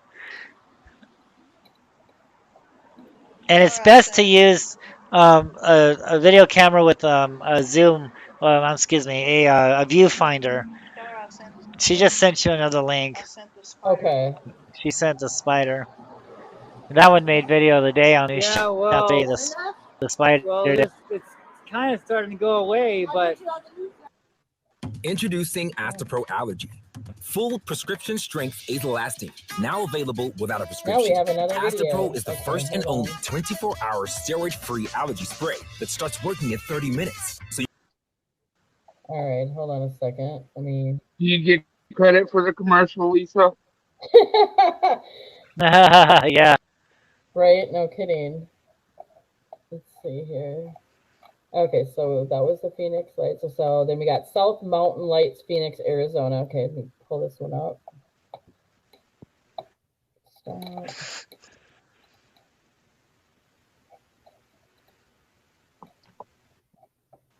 All right.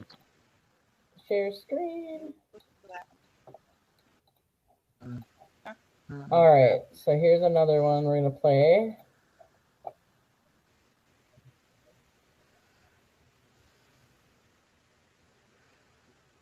That's a really good one. Oh, geez. Is that like the mountain in the back? Are those mountains in the background? I mean, let's see what's something. Okay. So Yeah, so that's the mountain. Yeah, that's South Mountain right there. We're looking east on South Mountain. Yeah, and see the way those lights are acting? The exact same ones that are acting out on this mountain. See, it's the exact same stuff. You see the resemblance? Yeah. The exact same stuff that's going on South Mountain is going on this mountain also. That we're overlooking.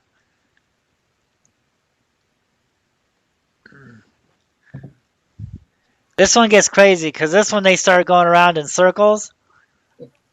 Okay. And they kind of multiply also. This is in 2004 when I was looking for the lights that were hanging over the power plant, the Phoenix lights over the power plant on east of South Mountain on Ray Road. These Phoenix lights would hover right over the power plant to absorb the energy. And I watched this stuff. I think this is when they split up. Like one becomes like mini, and then it goes into a circle or something. I don't know. It's kind of weird. They change color, but yeah, this is totally weird. Like these are like ghost spirit lights, you know? Wow. Right? It's the exact It's like same stuff. really interesting for sure. You see it? Because now I'm not going to look at the sky the same. I'm Yeah. just going to be like looking for this. I'm going to be like, where's those blinky things? He let me have control again. You can just tell him what I said. What? Well, I didn't hear it. Oh, I said now I'm going to be like intrigued about the sky, and I'm going to be like, where are those blinky things? See, She 'cause said I now she's don't know going to the be all term. intrigued with the sky, and she's going to be like, "Where's those blinky things?" It is. It's addicting. It's Now, addictive. And so Once you, everyone that's now joining, she's gonna be sending that's me joining random. the show tonight, we're watching some of these pyroglyphs that have been recorded by Jeff and Pamela here. I don't know why I want to call you Paula, but so we're watching some of these videos that they have taken, so everyone is understanding what they're looking for, what these look like, because they can change shapes and colors and everything. So we're kind of watching some of these videos. And if you guys have questions, throw them up in the comments. It's actually, yeah, it's pretty interesting on how like they'll go dim and then bright. yeah. Do you think that means anything when they go bright like that, or it's She just the way said. that? She said, "Do you think it means something when they go really bright?" Maybe they're getting more energy. He said. He said when they go bright like that, that means they're getting more energy. Okay. We don't know for sure. Because then when they're hanging over the fault lines like that, that's what they're doing. They're absorbing energy from the fault lines. Okay.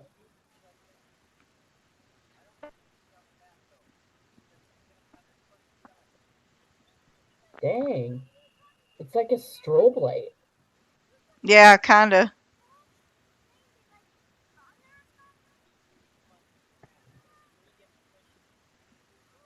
But you notice how it's not actually So now flash, there's flash, now there's flash. two.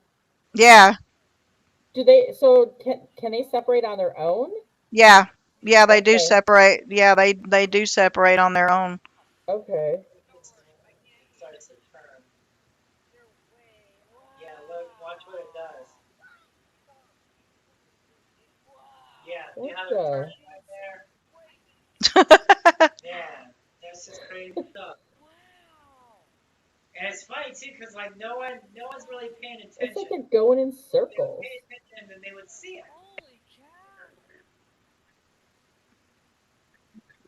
Was that you and Josh? Yeah, Yeah, that's him and his kid. Okay. we're up on a set of That's nature. awesome that kids are involved as well with it. It's really cool. Yeah, To see the he entire had video. yeah he had his son really involved in all that. Okay. His son went with him a lot. That is awesome.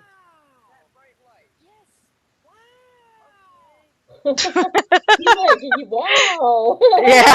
That's awesome. I love the reaction. It's awesome.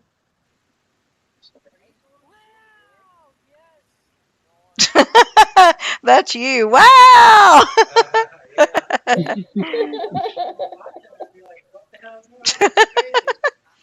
Hello, everybody coming in. I see that you're there watching videos. So if you have questions about anything, go ahead and put them in the comment. You know, that's just it. A lot of people don't realize, they think that the March 97 sighting was the only one, but it's not. That's not Okay. the only sighting. They're obviously, because this is 2004, and then he's had them Right. from 2005, 2006, 2000. Like he once he discovered the pattern, he was Right. there with his camera waiting, and Oh so wow. I think he's the only one that's really filmed them after March of '97. Okay. No, Well, I nobody. I don't suppose. think anybody else has filmed them after that. Well, I suppose if you figure out that there's a pattern, maybe nobody ever really studied that before, too. I don't think anybody has studied that, no. Okay. Most people still call them mysterious lights. They don't really know anything about Mhm. where they came from, why they're here, why they keep coming back. He went to the public library, the Phoenix Burton Bar, I think it's called, in there, and Okay. he went to the Arizona, it's called Arizona Room, the government section, and he asked them for any information on South Mountain that they had. So they gave him this big, thick folder, and I went there. I've seen it too. We filmed the folder, him opening the folder. We filmed it, and it talks about the first park ranger for South Okay. Mountain, and it talks about how he saw Look him who's too. here. Look who it just. Hello, I'm JC Paranormal. Thank you for joining.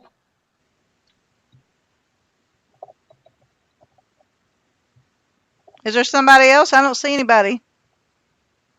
Hold on one second.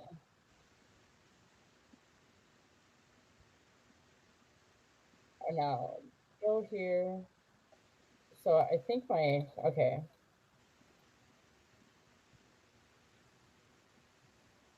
Share screen. Okay, so this was the other video that you sent me. That's why we use Okay, there we FullScript. go. We use FullScript as a platform Now we got to to listen turn to ads. numbers into Yeah, words, this is the ad. so we can be proactive and develop that relationship between the doctors and the patients. Through my We're all doctor, gonna watch an through ad. Skip. Okay, let's go. Yeah, Skip.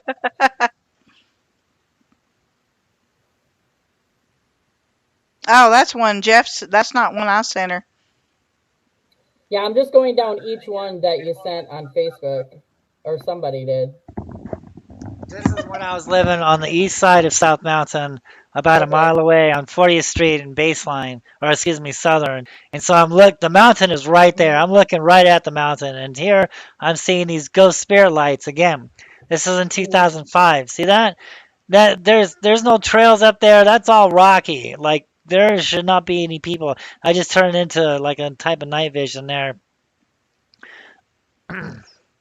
But yeah, there should be no cars, no people, no bikes. I mean, nothing up there. Cause I know I've been there, right? I've been high up on there. There's just no way. And those are too bright anyway.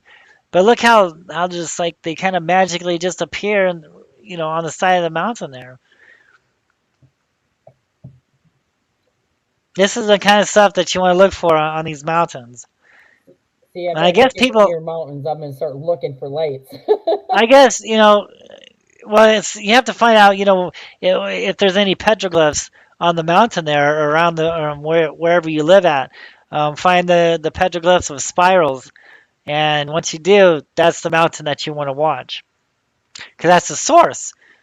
It's the source of these things, these fault lines, this energy spots, these sacred mountains. South Mountain wasn't called South Mountain back in the day. It was called Mount Sapoa, Mountain of Okay. Mercy. All tribal nations used to come around from all over, all these different tribes used to hang out right here in this valley and watch these lights in the sky and watch these lights on the mountain, and they actually interacted with these things. So yeah, it got pretty crazy. The story of these things carved on the mountains around Phoenix is just crazy. Yeah, that one looks kind of blue. It's got like a. Yeah, it's interesting that it's on a mountain, and it's just Mhm. like, how you have to get to a mountain is you have to fly. Yeah, I right? don't know if there's an easy way to like hike. I mean, I'm sure some are, but some of those mountains you can't. All proven history always talks about mountains. Mountains is the key. Mountains are the source. Mountains have the fault lines. Mountains have the energy. And they saw these pyramids in the sky, and so there was a fault line with no mountain. So what did they do? They built their own man-made mountain with a pyramid over this fault line over the energy spot. Okay.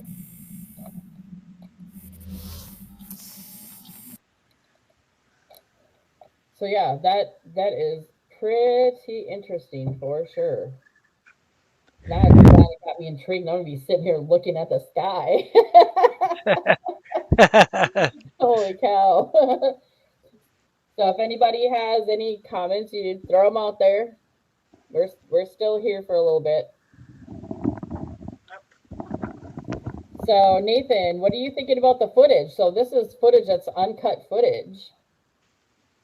So is this because this is something new for you to see as well as myself? Yeah, it's definitely cool seeing uncut footage. Um, and our line it's hard to do because of all the different times that we film. But for this, it's you can do that, and that's neat seeing. Let's throw some comments up here. I think the important thing that I could say from what I've seen, because he was talking about how these are like a living, each light that you see in the sky is a Mm-hmm. separate living being. Because when I've seen these lights, we saw no craft. You know, we did not see any type of shape of a craft at all, just the lights, and that was it. And you would think if there was a craft there, you would see some sort of form, some sort of shape of a object, but you don't see that. Mm-hmm. Yeah, very, very different for sure. Like I said, I'm gonna be driving along the road here in Minnesota. I'm gonna be looking at the sky tonight, going to work and stopping and be like, okay. But I don't have a really probably my video camera probably wouldn't be as good as what you guys have. His is just a basic one. I mean, the night vision camera that I got him, I paid $80 for it. Um, and then the other camera that he's used, like I think we paid 200 for it. It's a Canon Okay, Vixia HG10.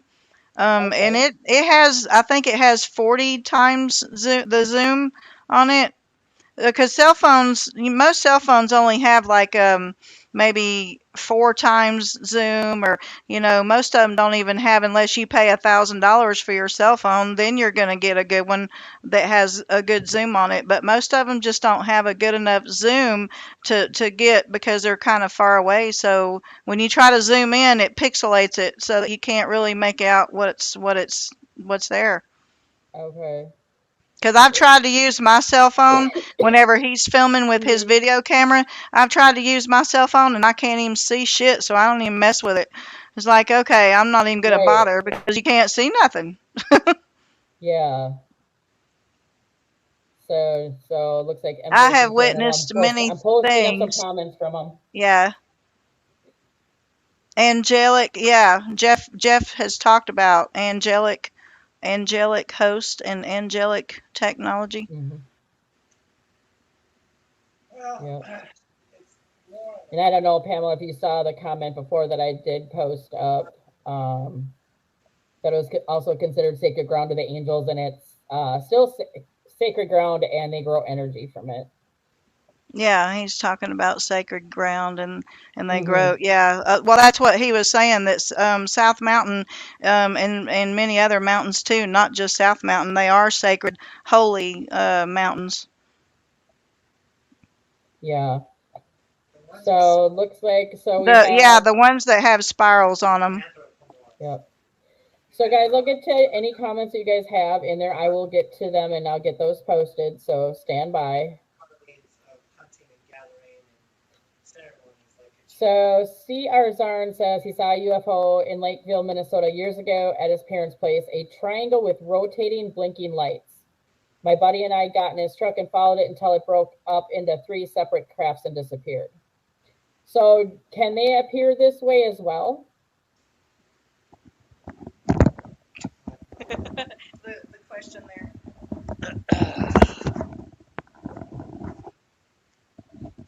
So Jeff, can these actually be triangular shaped as well with rotating lights? Separate. Okay, so when we see like a triangle thing out there, So, I mean, as long as it's, not hoaxed or CGI or whatever, we see three lights out there and they're in a triangle, doesn't necessarily mean that this is a craft. Each light is the living entity, is a living being. I know it's very easy for someone to envision this thing connected together, but each light is the being itself. This is the reason why, like I was trying to explain earlier, if there is no mountains on these fault lines, then what they did is they saw these pyramids in the sky, and what did they do? They made man-made pyramids, man-made mountains on these locations of the fault lines. And of course, I'm talking about the pyramids of Egypt. And so, yes, they're seeing these things, they're seeing these pyramids in the sky, so they're gonna make, and it's over this energy spot. So they're gonna make these mountains in the form of pyramids for an energy trap, for an energy to capture, to harness this energy to attract these beings there. So I don't believe that there is any credible evidence of anything to do with like what people are calling like a TR3B or these black triangles, things like that. So I see a lot of CGI and a lot of things like this, and they're talking about this stuff. But when it comes to something like that, I mean that could be like our own technology. That could be some secret space force thing. I don't think it's extraterrestrial, and I really think it's really interesting too because these scientists and all these people are looking for intelligent life on the outskirts of our solar system from outer space. But maybe instead of that, we should start looking inner space because these things have always been here. They're not Mm-hmm. from another planet. This is their world also. These things have always been here. They're not from another world. This is their planet also. This is their home. If you Mm-hmm. ask the world, Mother Earth, what about these lights in the sky? She will tell you, man, they've always been here. They were here before you guys were here. So yeah, it's nothing new to history. It's nothing new to any of that sort. Mm-hmm. It's these things are alive. These things are here, and like I said before, I just haven't seen any evidence of any like spaceships. I'm open to it, but I haven't Mm-hmm. seen any evidence. So if people see those lights out there, they think that it's a craft. Why? Yeah, I Mm-hmm. haven't seen a craft either. Because that's what we've been told all these years. So yeah, Right. crafts are cool, everything like that. But what if there is something else here also? What if something else is here? So Mm-hmm. That is true because I mean anything can be here on that we haven't even uncovered. hmm and I guess I could say I've been backtrack look because I just now started thinking I have seen some things that could possibly maybe be a craft, right? Because when I was living in another state, I looked up and I saw this form of four orbs. They were connected together. They looked like kids' jumping jacks. Was that a spaceship? I don't know. It might have been. It was four silver orbs connected together, going counterclockwise. So Mm-hmm. was that a craft? Maybe. It's hard to say. But I think what the majority of the public is seeing, because I've been seeing it also, and I've been Mm-hmm. seeing a lot of it, I can honestly tell you that these orbs in the sky that we're seeing today are not spaceships, they're not crafts. These are living entities. These are living creatures. Uh, much like Yes, the you're talking about the ocean. much like the fireflies, that's how they were created. These lightning bugs, they light up, man, especially around energy. Well, that's how these things were created. That's them. You see these lights, that's the entity. And what does the petroglyph say about these orbs and these lights? They're going to change. They're going to shapeshift. They're going to come into the likeness of a snake. They're going to look like a human. They're going to look like a dog. They're going to look like something else, all right? They're shapeshifters. The public is in really in for it, in for a shock awakening when these orbs and these lights really make their appearance and make known what and make everybody known what they really can do and how significant and important these things are in the world. So right now it's a cover up, it's a secret, and why? Mm-hmm. Why is this? Let's examine this for a minute. Let's take a good look at this. Let's go back into history. Let me tell you about these lights. So the Mayans, right? The Mayans followed these lights to this Valley of the Sun. Yes, the Mayans. Not only the whole Indians, but the Mayans were here also. And I believe that they followed the lights here to Phoenix, Arizona. And it talks about these petroglyphs. Why do I say the Mayans?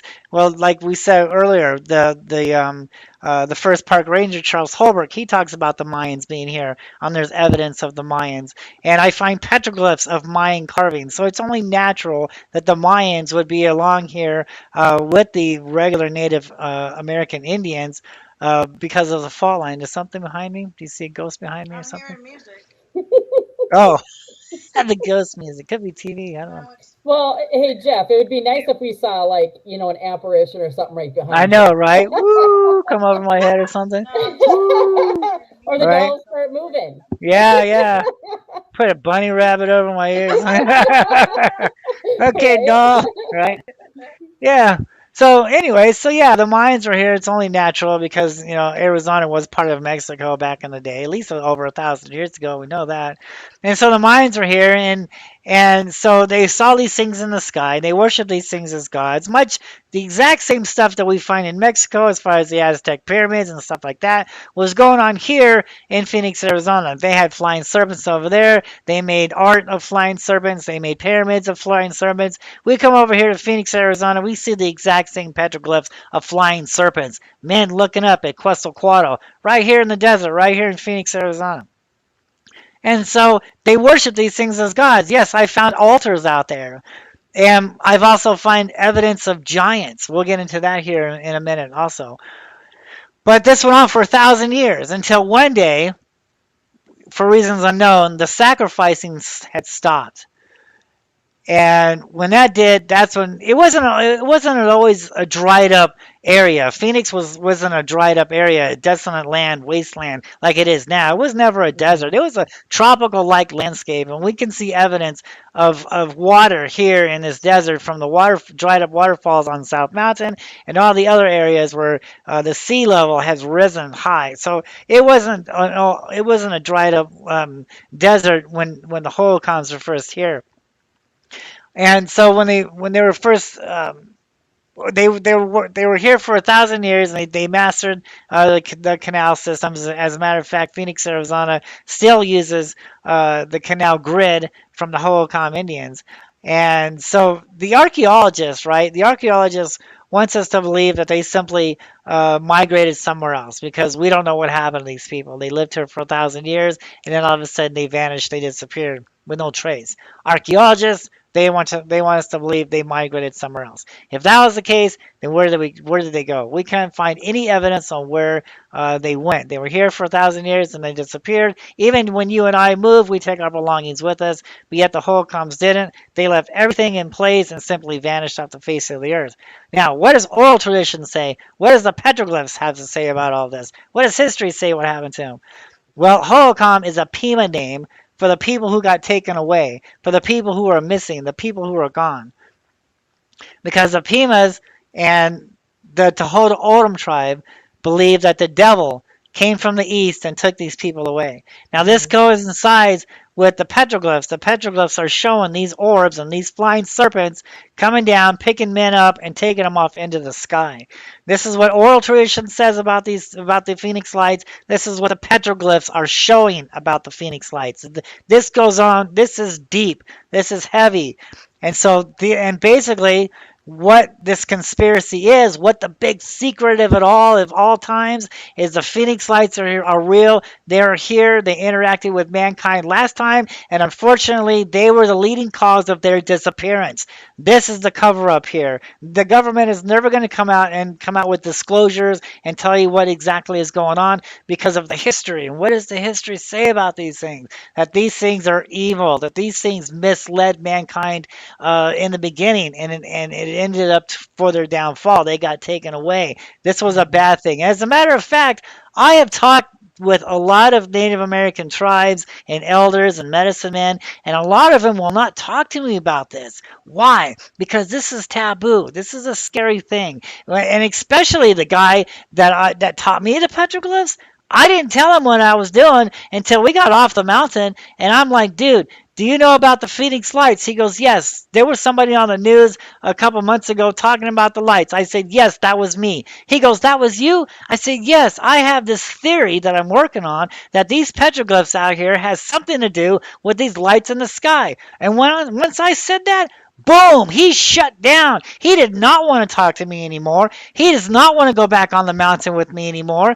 I mean, he's like, Oh oh my wow. God, dude. Yeah, someone, I mean, it's easy for you to talk about it, right? You can go up on the mountain Mhm. and talk, but when someone he tells you that he's seeing it, that's a different story, man.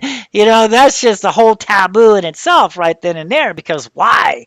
Why? And he tells us this. The Native Americans tell us that we're like in this third world, about ready to enter the fourth. Some people think we're about ready to enter the fifth.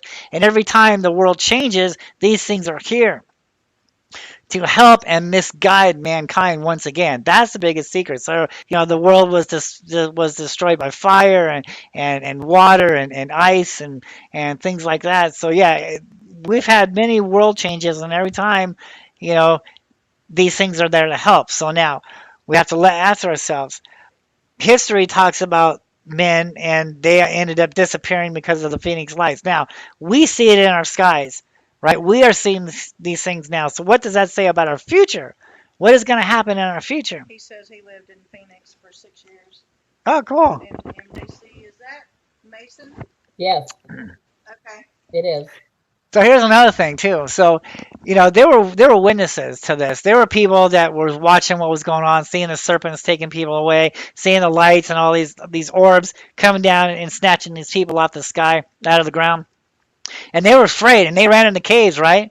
And they watched what was going on. This is just Charles Holbrook writes this. Okay, the first park ranger, he writes this in his story. Where did he get this story from? It's from the Indians who first greeted him when he first took over South Mountain in the early 1930s.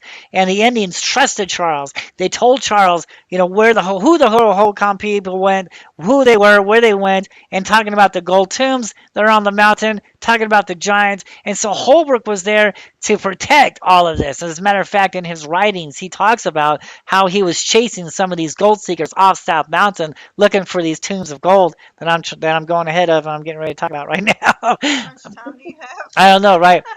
So there were people that saw this, right? And then they were afraid. And then they saw what was going on. And Charles Holbrook goes to write in his journals. He says the gold was as tall as the tallest saguaro cactus and as round as the sun.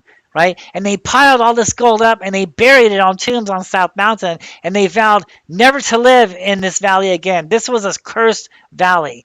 So they vowed never to come here again because of what had happened to their people, what had happened to their ancestors. They got taken away. So they took off, they went back to Mexico. And so for like hundreds and hundreds of years, this was a desolate wasteland. And there were tribal Indians living on the outskirts of this valley, and they saw the lights and they saw the stuff that was going on, and they were afraid. And rightly they should be because they knew what had happened to their ancestors. So this story is deep. And part of the story on these lights also, some say that the Phoenix Lights are guarding the gold that's in the tombs of South Mountain. And you want to know why we're not digging up these tombs? Well, because the archaeologist and his team went up there and spent 5 years on South Mountain and documented all this stuff, right? And wrote this little book misleading the public. And also, they made South Mountain a government park. Why would you make that mountain a government park? Why not make a mountain a government park? Why don't you make the White Tank Mountains? You know, what's so special about South Mountain? Why can't you go in there and start digging? Well, because when you do, it's going to rewrite the history. You're going to find the lost gold, one of the lost cities of Cibola, the lost cities of gold, in which Charles Holbrook writes about.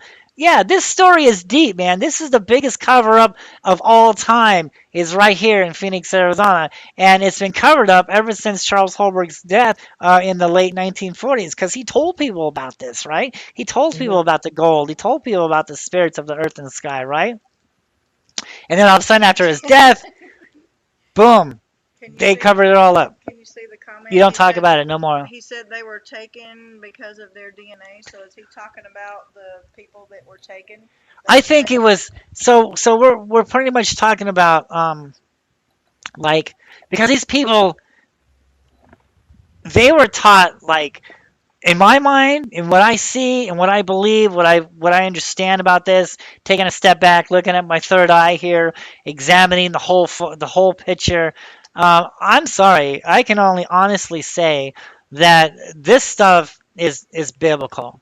All right, I'm not trying to throw Mhm. religion into your lap, anything like that. Let's take religion out of Mhm. these scrolls. But it's so kind of weird that we can read about this stuff in these scriptures, and then we can go out on these rocks and see the Right. photographs. See the photographs of what they're talking about. Yes, they're Mhm. talking about Nephilim. Yes, they're talking about giants. All right, let's look at the Mhm. Superstition Mountains here. Let's talk about these giants real quick. Let's look at the Superstition Mountains. So everyone is so wrapped up into the Lost Dutchman's gold, right? And at the Superstition. Well, according to history, that mountain goes way back. That mountain goes back to the biblical flood. And that mountain says, and oral traditions from the natives say that when the flood was here and the giants were here, that uh, they didn't want to drown. So the lead giant told his people to come up on this huge stone. And so the lead giant used his powers to raise this stone up, but the water kept coming. And he used his powers so much that but the water kept coming. He used his powers so much that now it's the size of a huge mountain, but the water was still coming. And in his last bit of strength, because he didn't want his people to drown, he immortalized them by turning them all to stone. And when that happened, that's when the flood waters stopped. And to this day, you can look upon the Superstition Mountains, you can see the water line where it stopped, and there on top of those ridges are those giants still turned into stone to this day. And yes, there's carvings of giants out there on South Mountain. And yes, I found evidence of giants. Yes, I believe that this is completely biblical. All right, and Mhm. a lot of people are asking me, well, and there hasn't been any written language from the Holocaust, right? Now, why is that? Why how come there wasn't any written language? There used to be. There actually used to be. These are the secret incantation, the secret spells, if you will, the secret language in which you could say a magical word, if you will, and have that stone actually pick up, right? And move across the sky and set it down, right? These are magical words, okay? But the spirit people that gave the secret knowledge to these people, was looking about what it was going about, how they were using this type of magic. And the kids, they blame it on the kids. They say the kids were using this language to move mountains, and the spirit, the lead spirit, the holy people didn't like this, and so they removed that language. They banished that language for generations, and this language got lost in time because it was magical words that they were able to move mountains and things like this. So yes, at one time there was a written language, Mhm. but no more, because these spirits of the earth and the sky demolished that.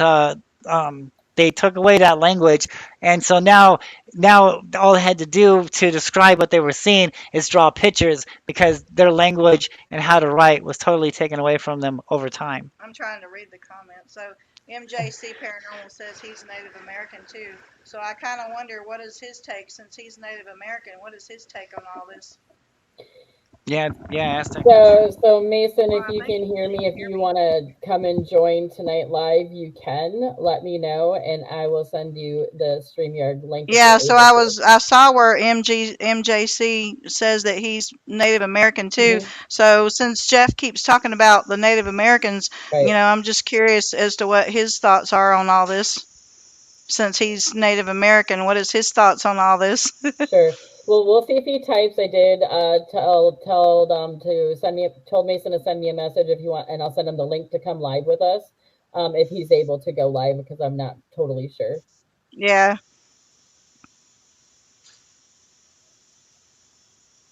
So it'd be kind of cool, yeah, to get other perspectives and stuff, and to get your question answered as well. Yeah, and what his take is on the petroglyphs, and what, Hmm. if he's aware of the petroglyphs and what they're saying and stuff like that.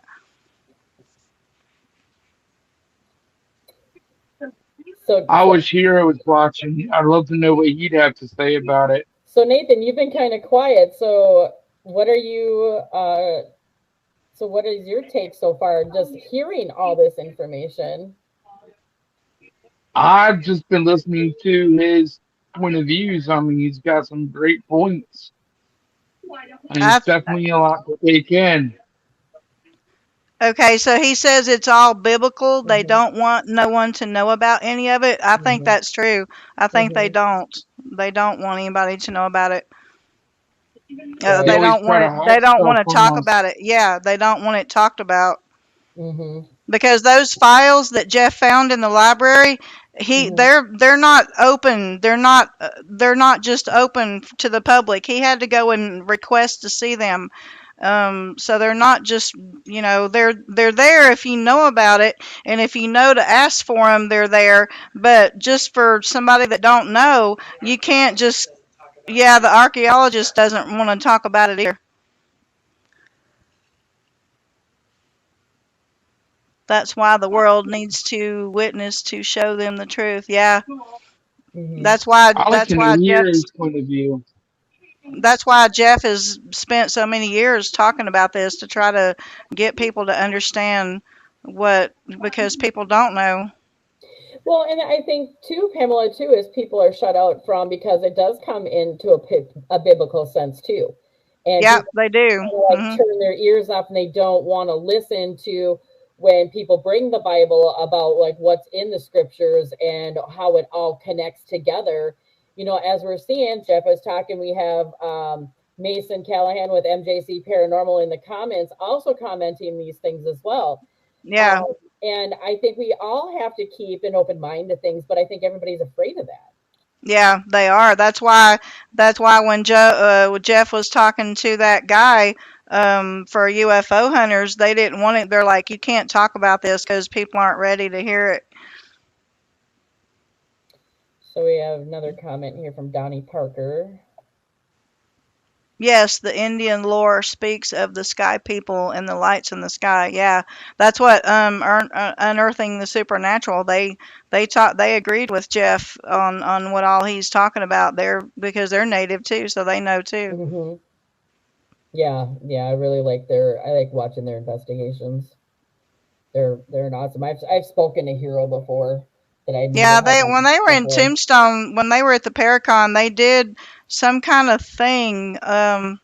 I can't remember what they called it, but they did like a blessing where they walked down the street of Tombstone and they did their little ritual, or Hmm. I guess you call it, and did a blessing on the Okay. streets there. We Oh, didn't get to awesome. do any of that because they had us over at the house doing our seances, and we had to do them back to back, so we didn't get to participate in any of that. Oh, that kind of stinks. Yeah, we were bummed out. Right? Gotta try everything.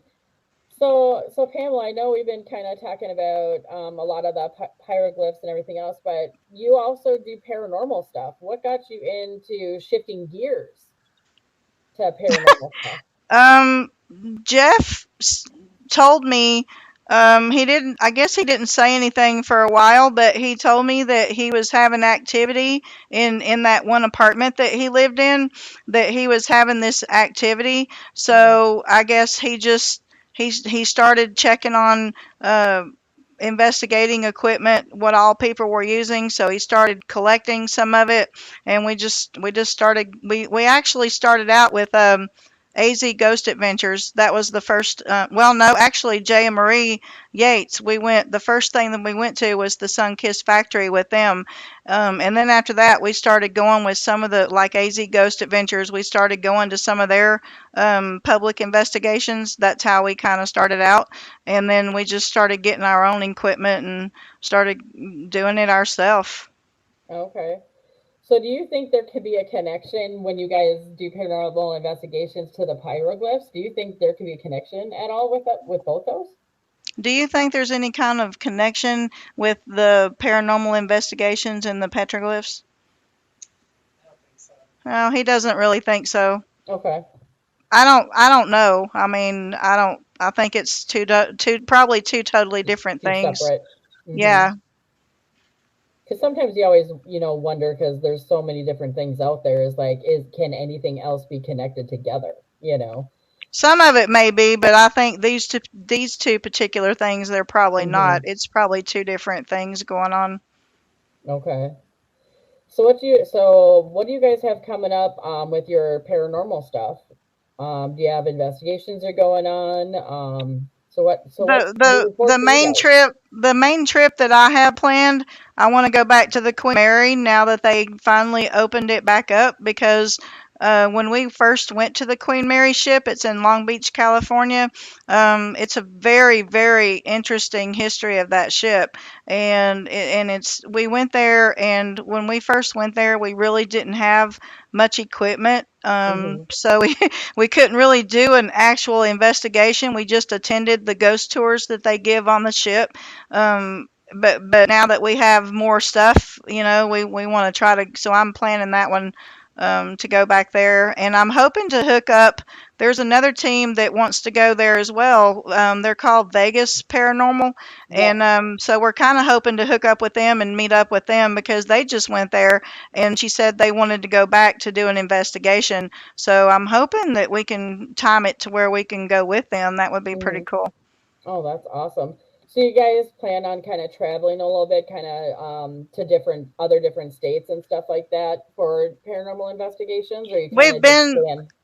We've been to Vegas. Mm-hmm. We've investigated the area where the Mandalay Bay shooting was. We also went to the memorial garden that they made for the victims of that shooting. That was very interesting to walk through the garden. Okay. But they have little they have it's I won't say graves because it's obviously not graves, but they have little areas set up for each of the victims, and yeah, it's like a shrine. It's like Oh shrines for the wow. victims, and the families have sent photos and personal items of each victim there, and so you walk through, and it's just very very heavy, very sad, very heavy when you walk through there. You can feel it, and it pulls the tears out of you. Okay. Even if you didn't know any of these people, it's just so strong that Mm-hmm. I mean, it just really pulls it out of you. It's really interesting. Oh wow. We did do a spirit box session there, Mm-hmm. and we got some interesting things from that too. Okay. Nice. Yeah, it would be a lot, especially you have that high energy and sadness and stuff, and people don't realize that it can it can consume you yourself. That you can kind of experience that heaviness, and you might cry too for something like that. Oh, I did. It Um. was a real tearjerker. I mean, it was just so Mhm. strong. It was overwhelming for me. It was just overwhelming. So we got Mason's posting. So the Vatican and the Christian churches have the truth locked away. Only the rich and the elite has access to the information that was once part of the Bible. So what are you guys' thoughts on that? I think that I could agree with that. Can you read the comment? Can you see it? The Vatican and the Christian churches have the truth Oh, okay. locked away. Only the rich and the elite have access to the information that was once part of the Bible. Yeah, I would agree with that. I mean, there's a lot of scriptures and a lot of writings that was taken out of the Bible.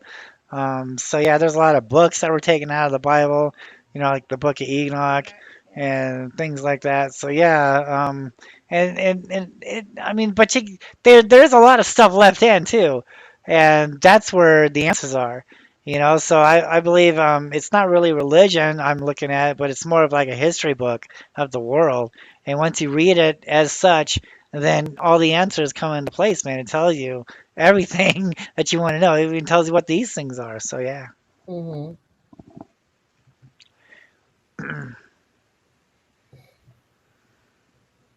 Nathan, you're just sitting there. Do you have any questions at all?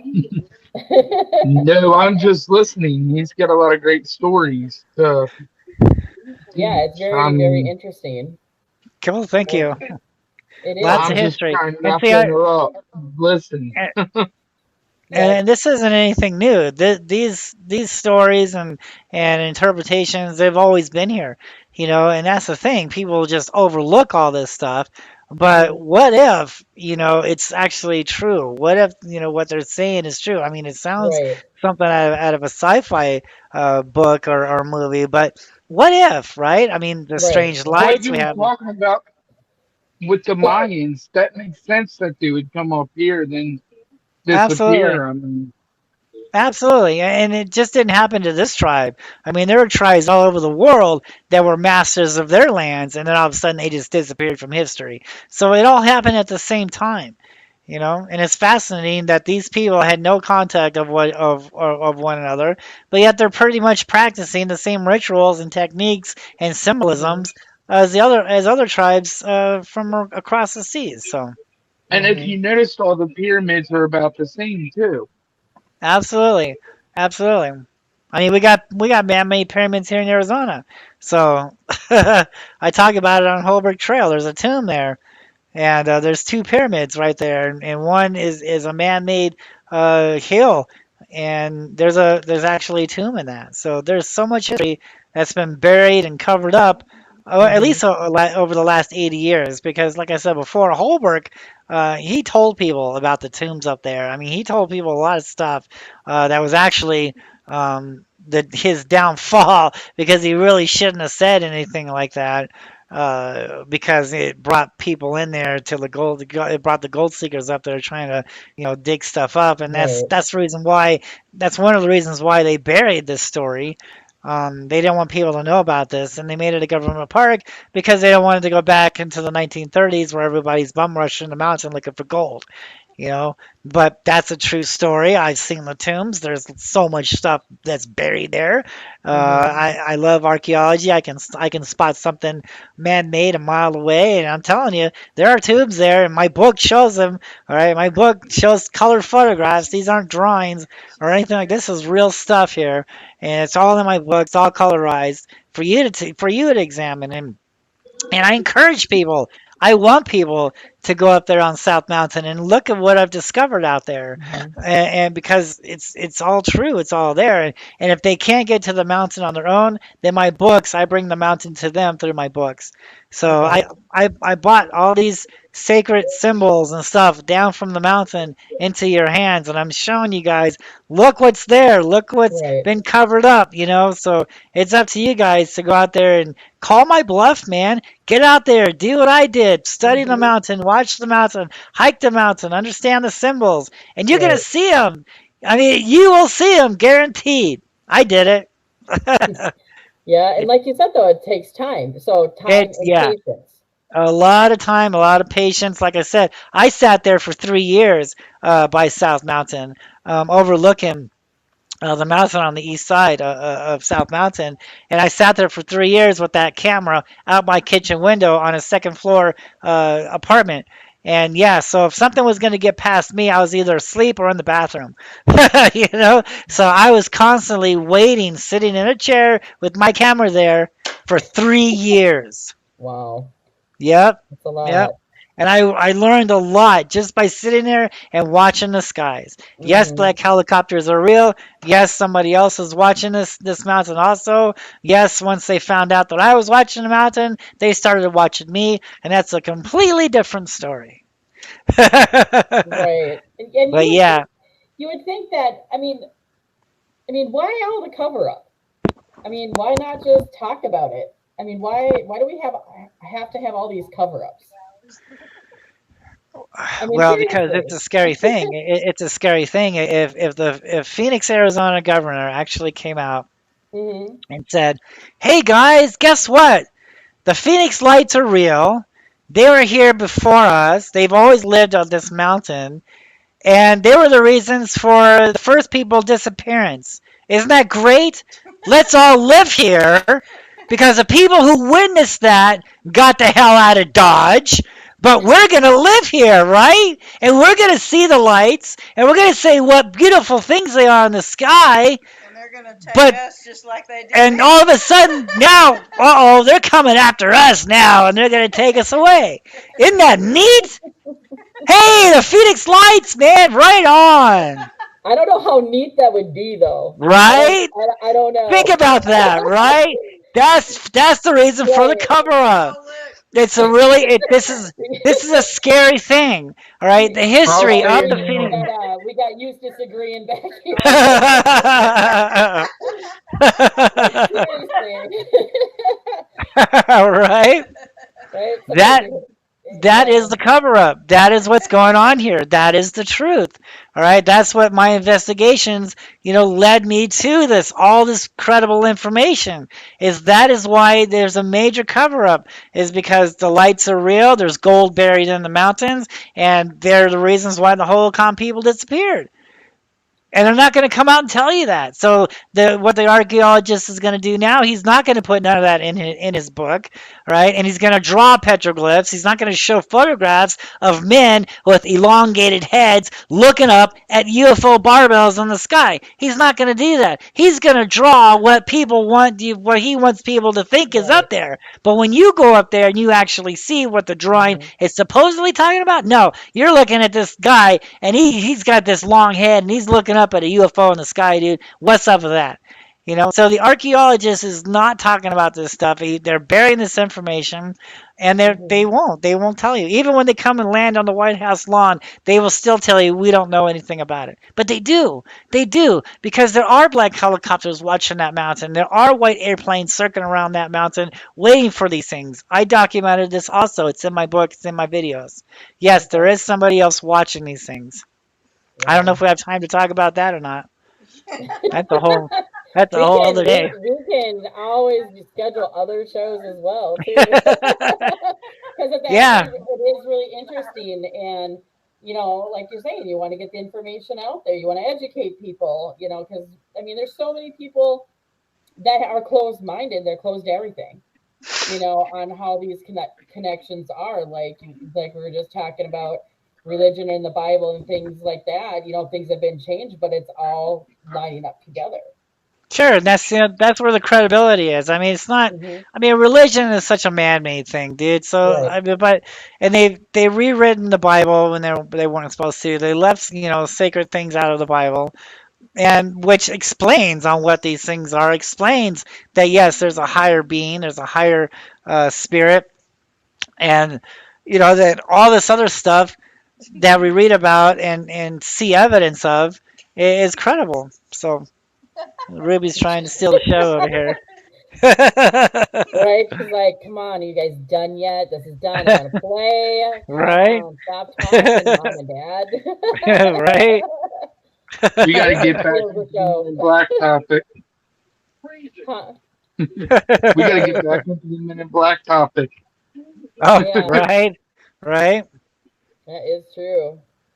So if anybody has any comments or anything, let me know. Throw them in the comments and stuff before I end the show here in a bit.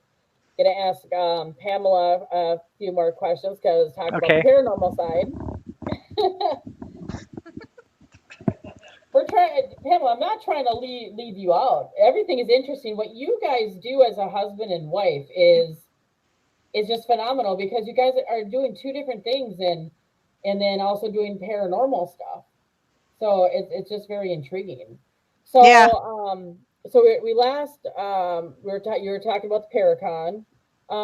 So and then what other things that you guys have coming up? We haven't really actually. He's been asked to be a speaker at the Tucson Paracon. That's being talked about because they only wanted to give him 30 minutes to talk, and you obviously see that that's not going to work. Don't worry, I'm going to schedule a whole show just for Jeff, and we. There's no way that'll work. I know. That's what I told Becky. I said, "There's no way he can get up there and talk for 30 minutes. That's just not going to happen." No, and it's a lot of information though too, because when you start talking about it and hearing the different things that are going on, it's a lot to talk about. You can't. I mean, even at the Tombstone Paracon, they gave him an hour. Again. Here, I'm back. What the heck? They only gave him an hour to talk at the Tombstone Paracon, and that was he had to practice that. He had to practice. What am I going to say? How am I going to fit? How am I going to cram? What am I going to talk about? What am I going to leave out? Just to talk for an hour. So right, 30 minutes is not going to happen. Right. They just need to make another day and just give him a day to talk. Yeah. just have a whole gallery, you know.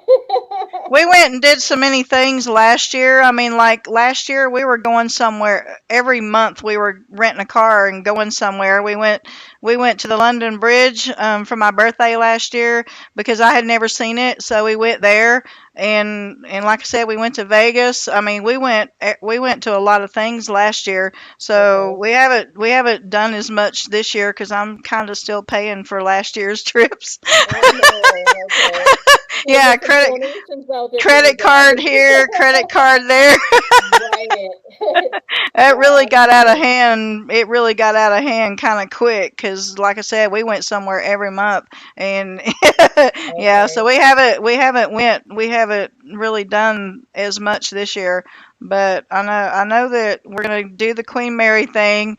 Couple of different people have talked to us about some other stuff, but it's just mostly talk right now. We haven't really actually made a plan to do anything else. But I'm sure we will. I just don't know Mhm. what yet. Yeah. So, for all the investigations and places that you've been so far, Pamela, for on the paranormal side of things, what has been your favorite place you've been? Acadia Ranch. Acadia Ranch is my favorite because Okay. that's just the most active place. It was an old tuberculosis sanitarium, and Hmm. before that, a little boy and his family lived there. And the little boy, his name is Robert, and he got a hold of his dad's gun, and it accidentally went off, and he got shot, and they couldn't save him, so he died. And Oh he wow. will talk to you if you bring him toys. He's buried next door at the Oracle Cemetery, so if you go there and you bring him toys and stuff and try to have a conversation with you, he will talk to you. Hmm. Hi, hi from Yeah. Ohio. Hi from Yeah. Ohio. Yeah, I'm hi. gonna throw up some comments here. So everybody, have patience when comments are going up when we're talking about things. Some might the not work right belair away. house the belair house in Ohio. There's a lot of places in Ohio that are haunted, like a ton. I follow a few teams out there. Okay.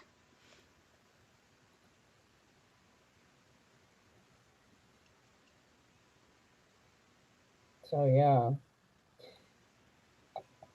So other than that, so as a tuberculosis sanitarium, that'd be actually something interesting we to investigate. We have a sanitarium out here, but you can't get into it.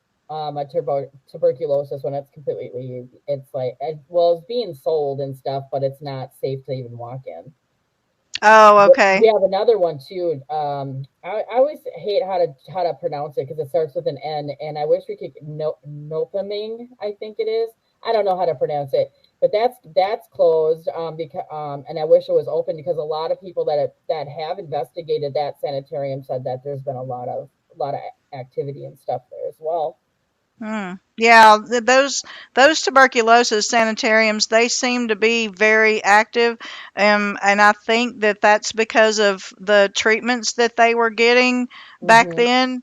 They just really, the treatments were a lot different, and Oh a yeah, lot they absolutely. suffered. A lot of them suffered. They suffered. I mean, there's no Hmm. other way to say it. They suffered because the treatments, and they just didn't really know exactly how to treat it, and a lot of them just they suffered.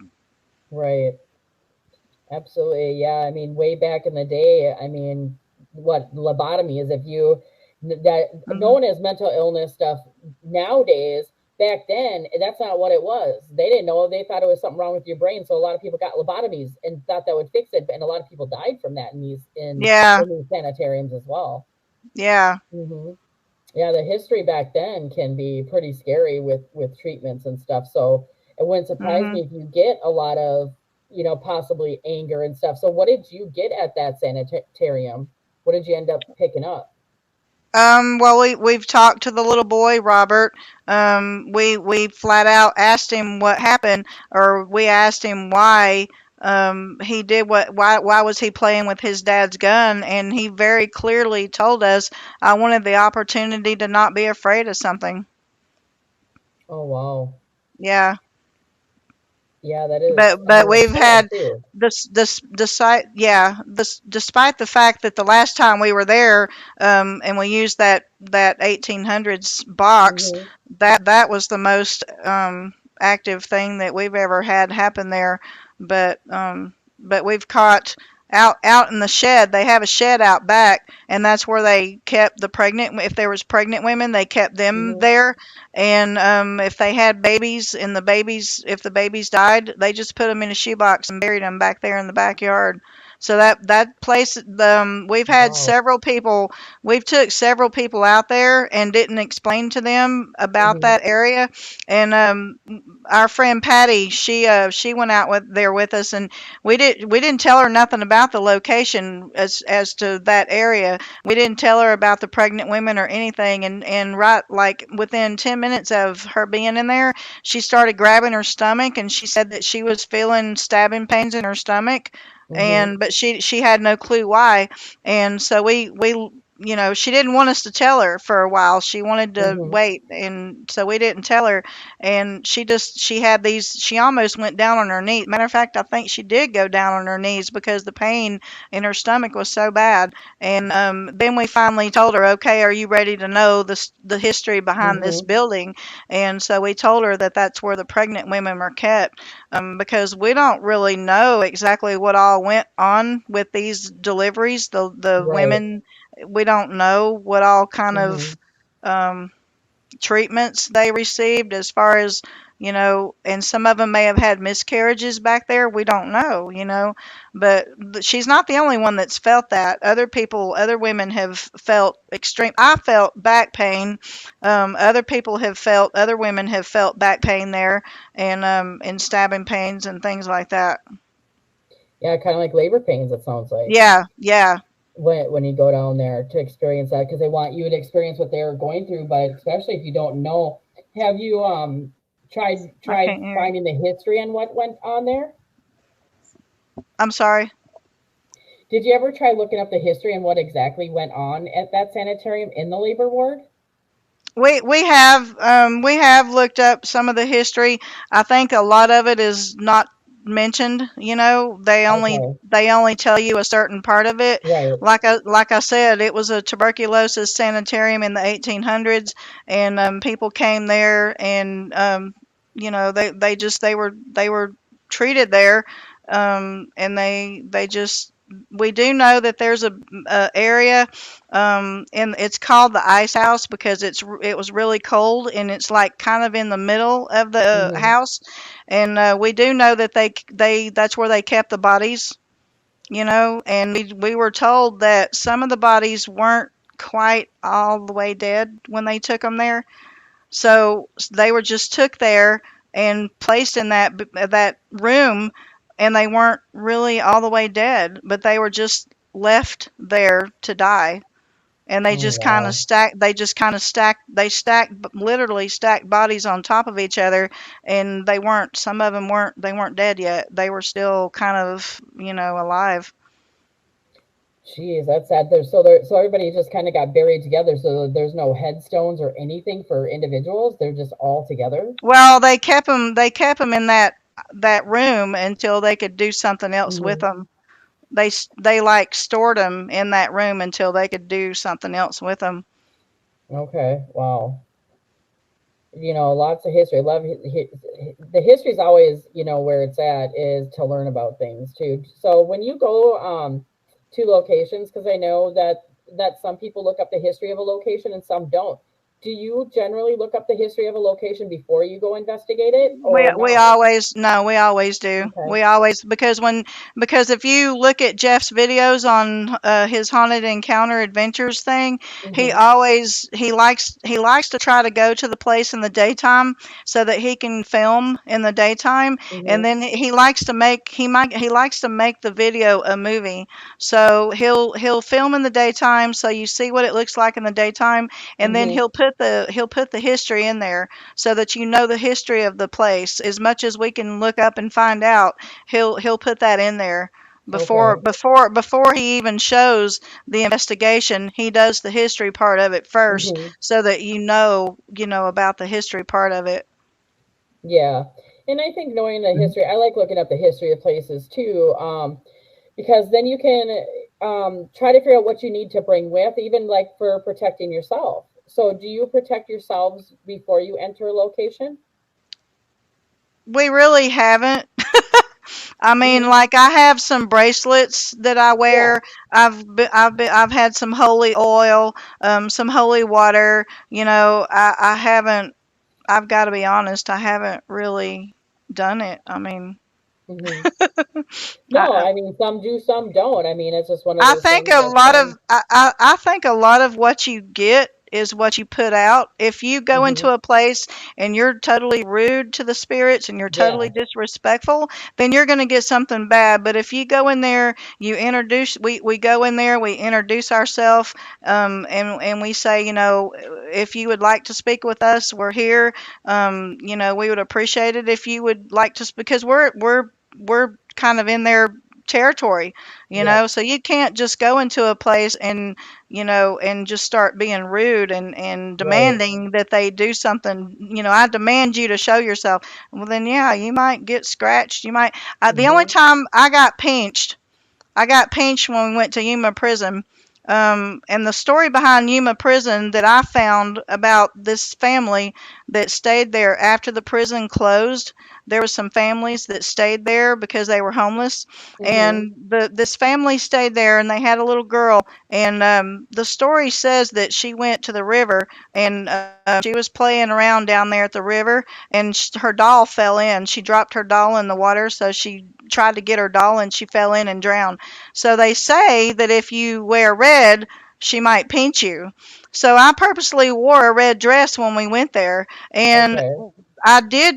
I thought I got bee stung, because that's what it felt like. It felt like a burning on my leg, and there was a red mark on my leg, and I was griping about it the whole day we were there because it burned for a little Oh, while wow. too.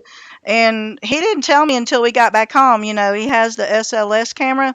He Hmm. didn't tell me until we got back home. He goes, "You want to see something?" And I go, "Okay." So he shows me the footage that he had taken with the SLS, and it showed a child-sized figure standing beside me, touching my leg. Oh, wow. So Talk I'm like, about "Oh, validation. yeah." I was like, "Okay." I Wow. I was like, "I guess that wasn't a bee sting because that's what I thought it was. I guess that's Eustace probably is why going he, off again. huh? So, so when Eustace you is saw going off that, again. so when you saw Oh that yeah, validation, Pamela, when you saw that, what was your reaction when you guys actually had it? Right? That's my I was like, question too. I was just like, "Oh my God."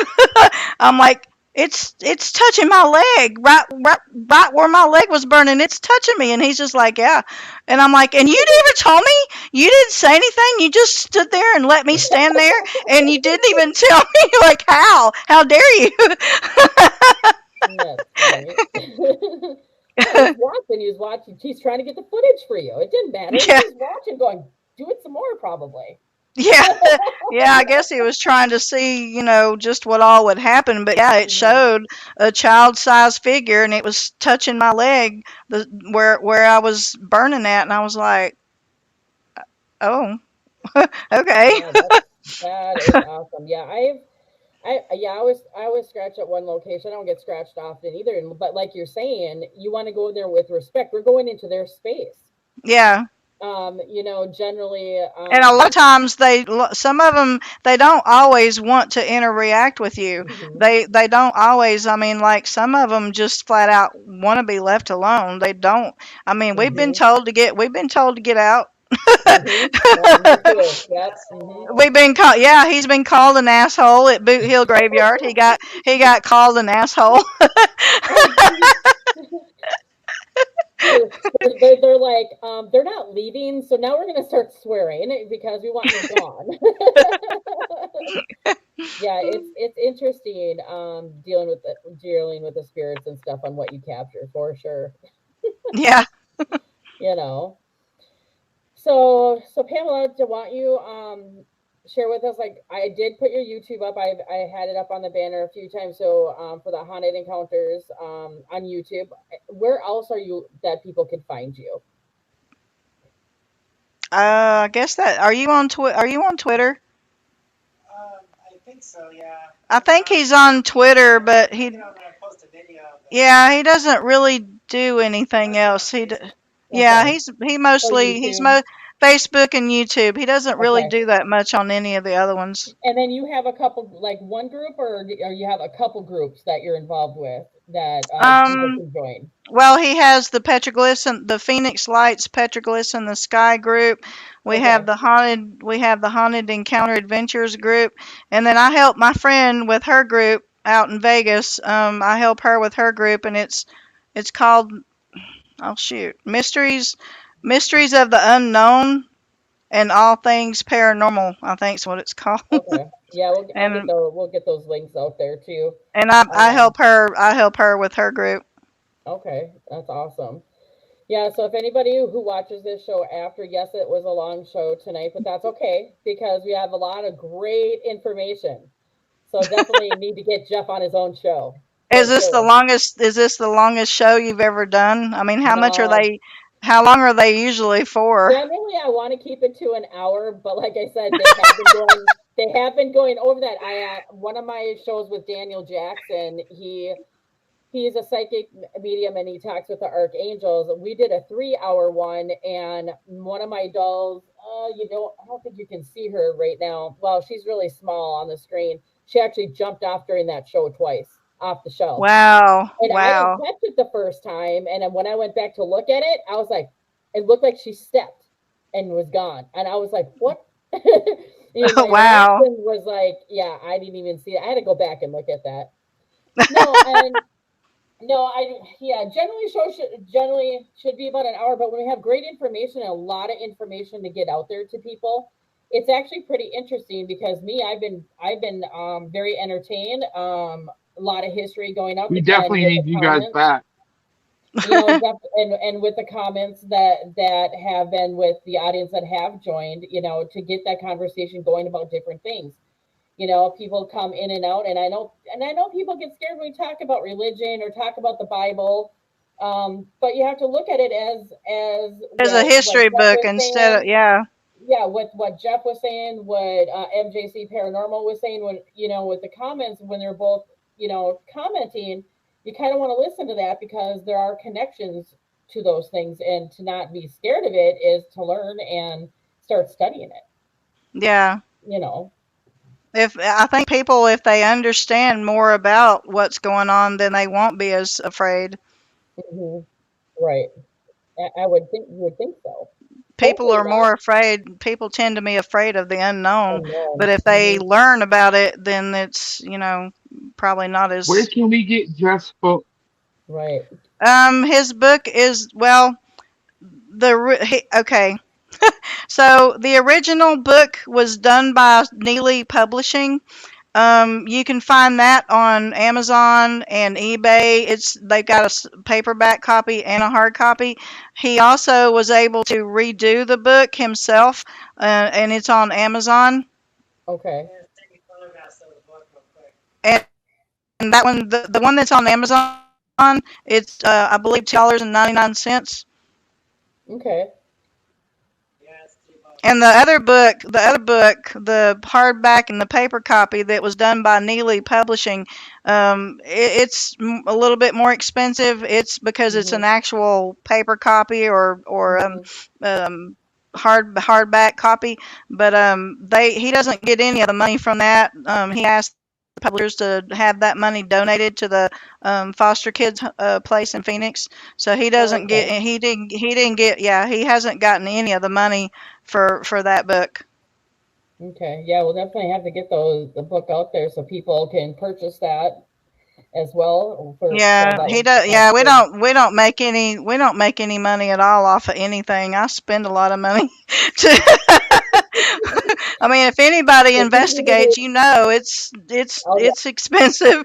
yeah. What people don't understand is the equipment that you have to buy, and the Right. places that you go and the places that you go to. You know, Yeah, cost. a lot of the places you go to, they charge you a fee Yep. to go there. and they charge you a Mm-hmm. deposit, and then they charge you a big fee. I think last I heard, Yuma Prison, it's over $1,000 to rent it now for an Really? investigation. Oh wow. And I know Yeah. some of these like that charge that they put back into the restoration and stuff to those buildings from what I A understand. lot of the groups, a lot of the teams do. There's Mm-hmm. a few of them, that they. I don't think they do that. I think they mostly put the money in their pocket. Um, Mm-hmm. we tend to like avoid those groups. We tend to stick with the Right. ones that donate the money back to the building. Right. Yeah. Yeah. To Yeah, put some restoration in place and yeah. fix it up and stuff. Yeah. And like the Tombstone Paracon, that was a lot of that was to donate for the not Boot Hill. I don't think they were doing it for Boot Hill. They were doing it to raise money for the other cemetery that's out there that needs a lot of work. So a lot of the money that they made for the Paracon this year is going back towards for that cemetery. Okay. Yeah. No, I like when they donate back to the Yeah. history to get the place going. Okay, Jeff said he sent you a picture of the book, the one Okay. on the ebook on Amazon. He sent All it to right. you on your messenger. Okay. So let me. Yeah, I definitely need to come back because there's an experience that I recently had. It was it last year that we with Michelle? That was I've never had this happen to me before, and it would take me probably an hour to talk to you about what happened to me. Um, Oh yeah, definitely. We can get you scheduled. Definitely whenever you're available and stuff too. So everybody, I posted a picture of what the book is. So you can find this on Amazon, correct? yeah, Okay. So this is what the book cover looks like. So if you guys want to go to Amazon and pick up the book, this is what it looks like. yeah, and it has full color photographs in it Okay. of the petroglyphs, and he explains in detail about everything. Awesome.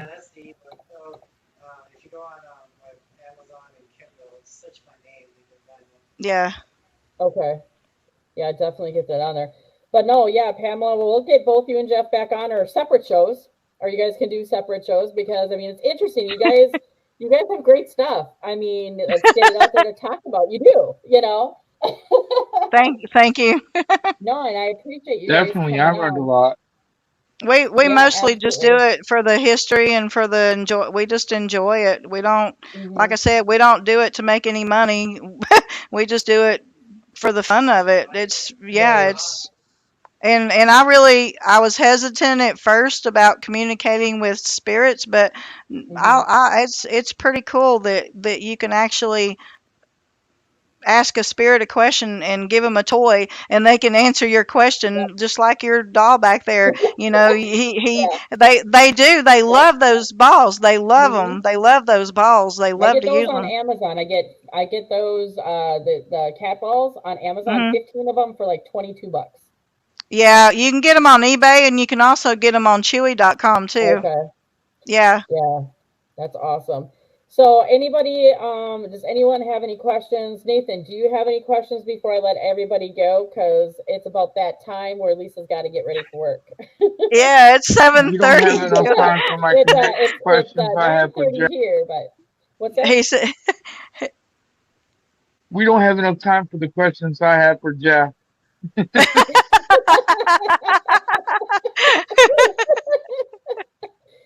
And that will be a continuation of another show. Ask those questions. No, part 1, part 2, part 3. all the way, however many parts we need. I'm fine with that. Wide open. We'll get you scheduled. But no, I appreciate you, Pamela and Jeff, for coming on tonight. And hanging out with us. Everybody who has hung out with us for the last 2.5 hours. Thank you so much. Thank you to everybody commenting. MJC Paranormal, it was awesome to see you out here again tonight. So that was great that you were able to come on and ask some questions and put in your comments as well. So it was great to see you tonight, as well as everyone else. So If anybody has any questions after you see this show after, let me know. Reach out to me. I can reach out to Pamela and Jeff about those questions, get you guys kind of connected with that as well. So, but yes, this was awesome. So we're gonna let Yes, thank everybody you go one too. time. Thank you both. Oh yeah, no, Yeah, thank you very much. thank you to both of y'all. Yeah. Yeah, this was awesome. I can't wait to have you guys back on. So I'm just gonna say goodnight. We're all gonna say bye at once. I'm gonna say goodnight.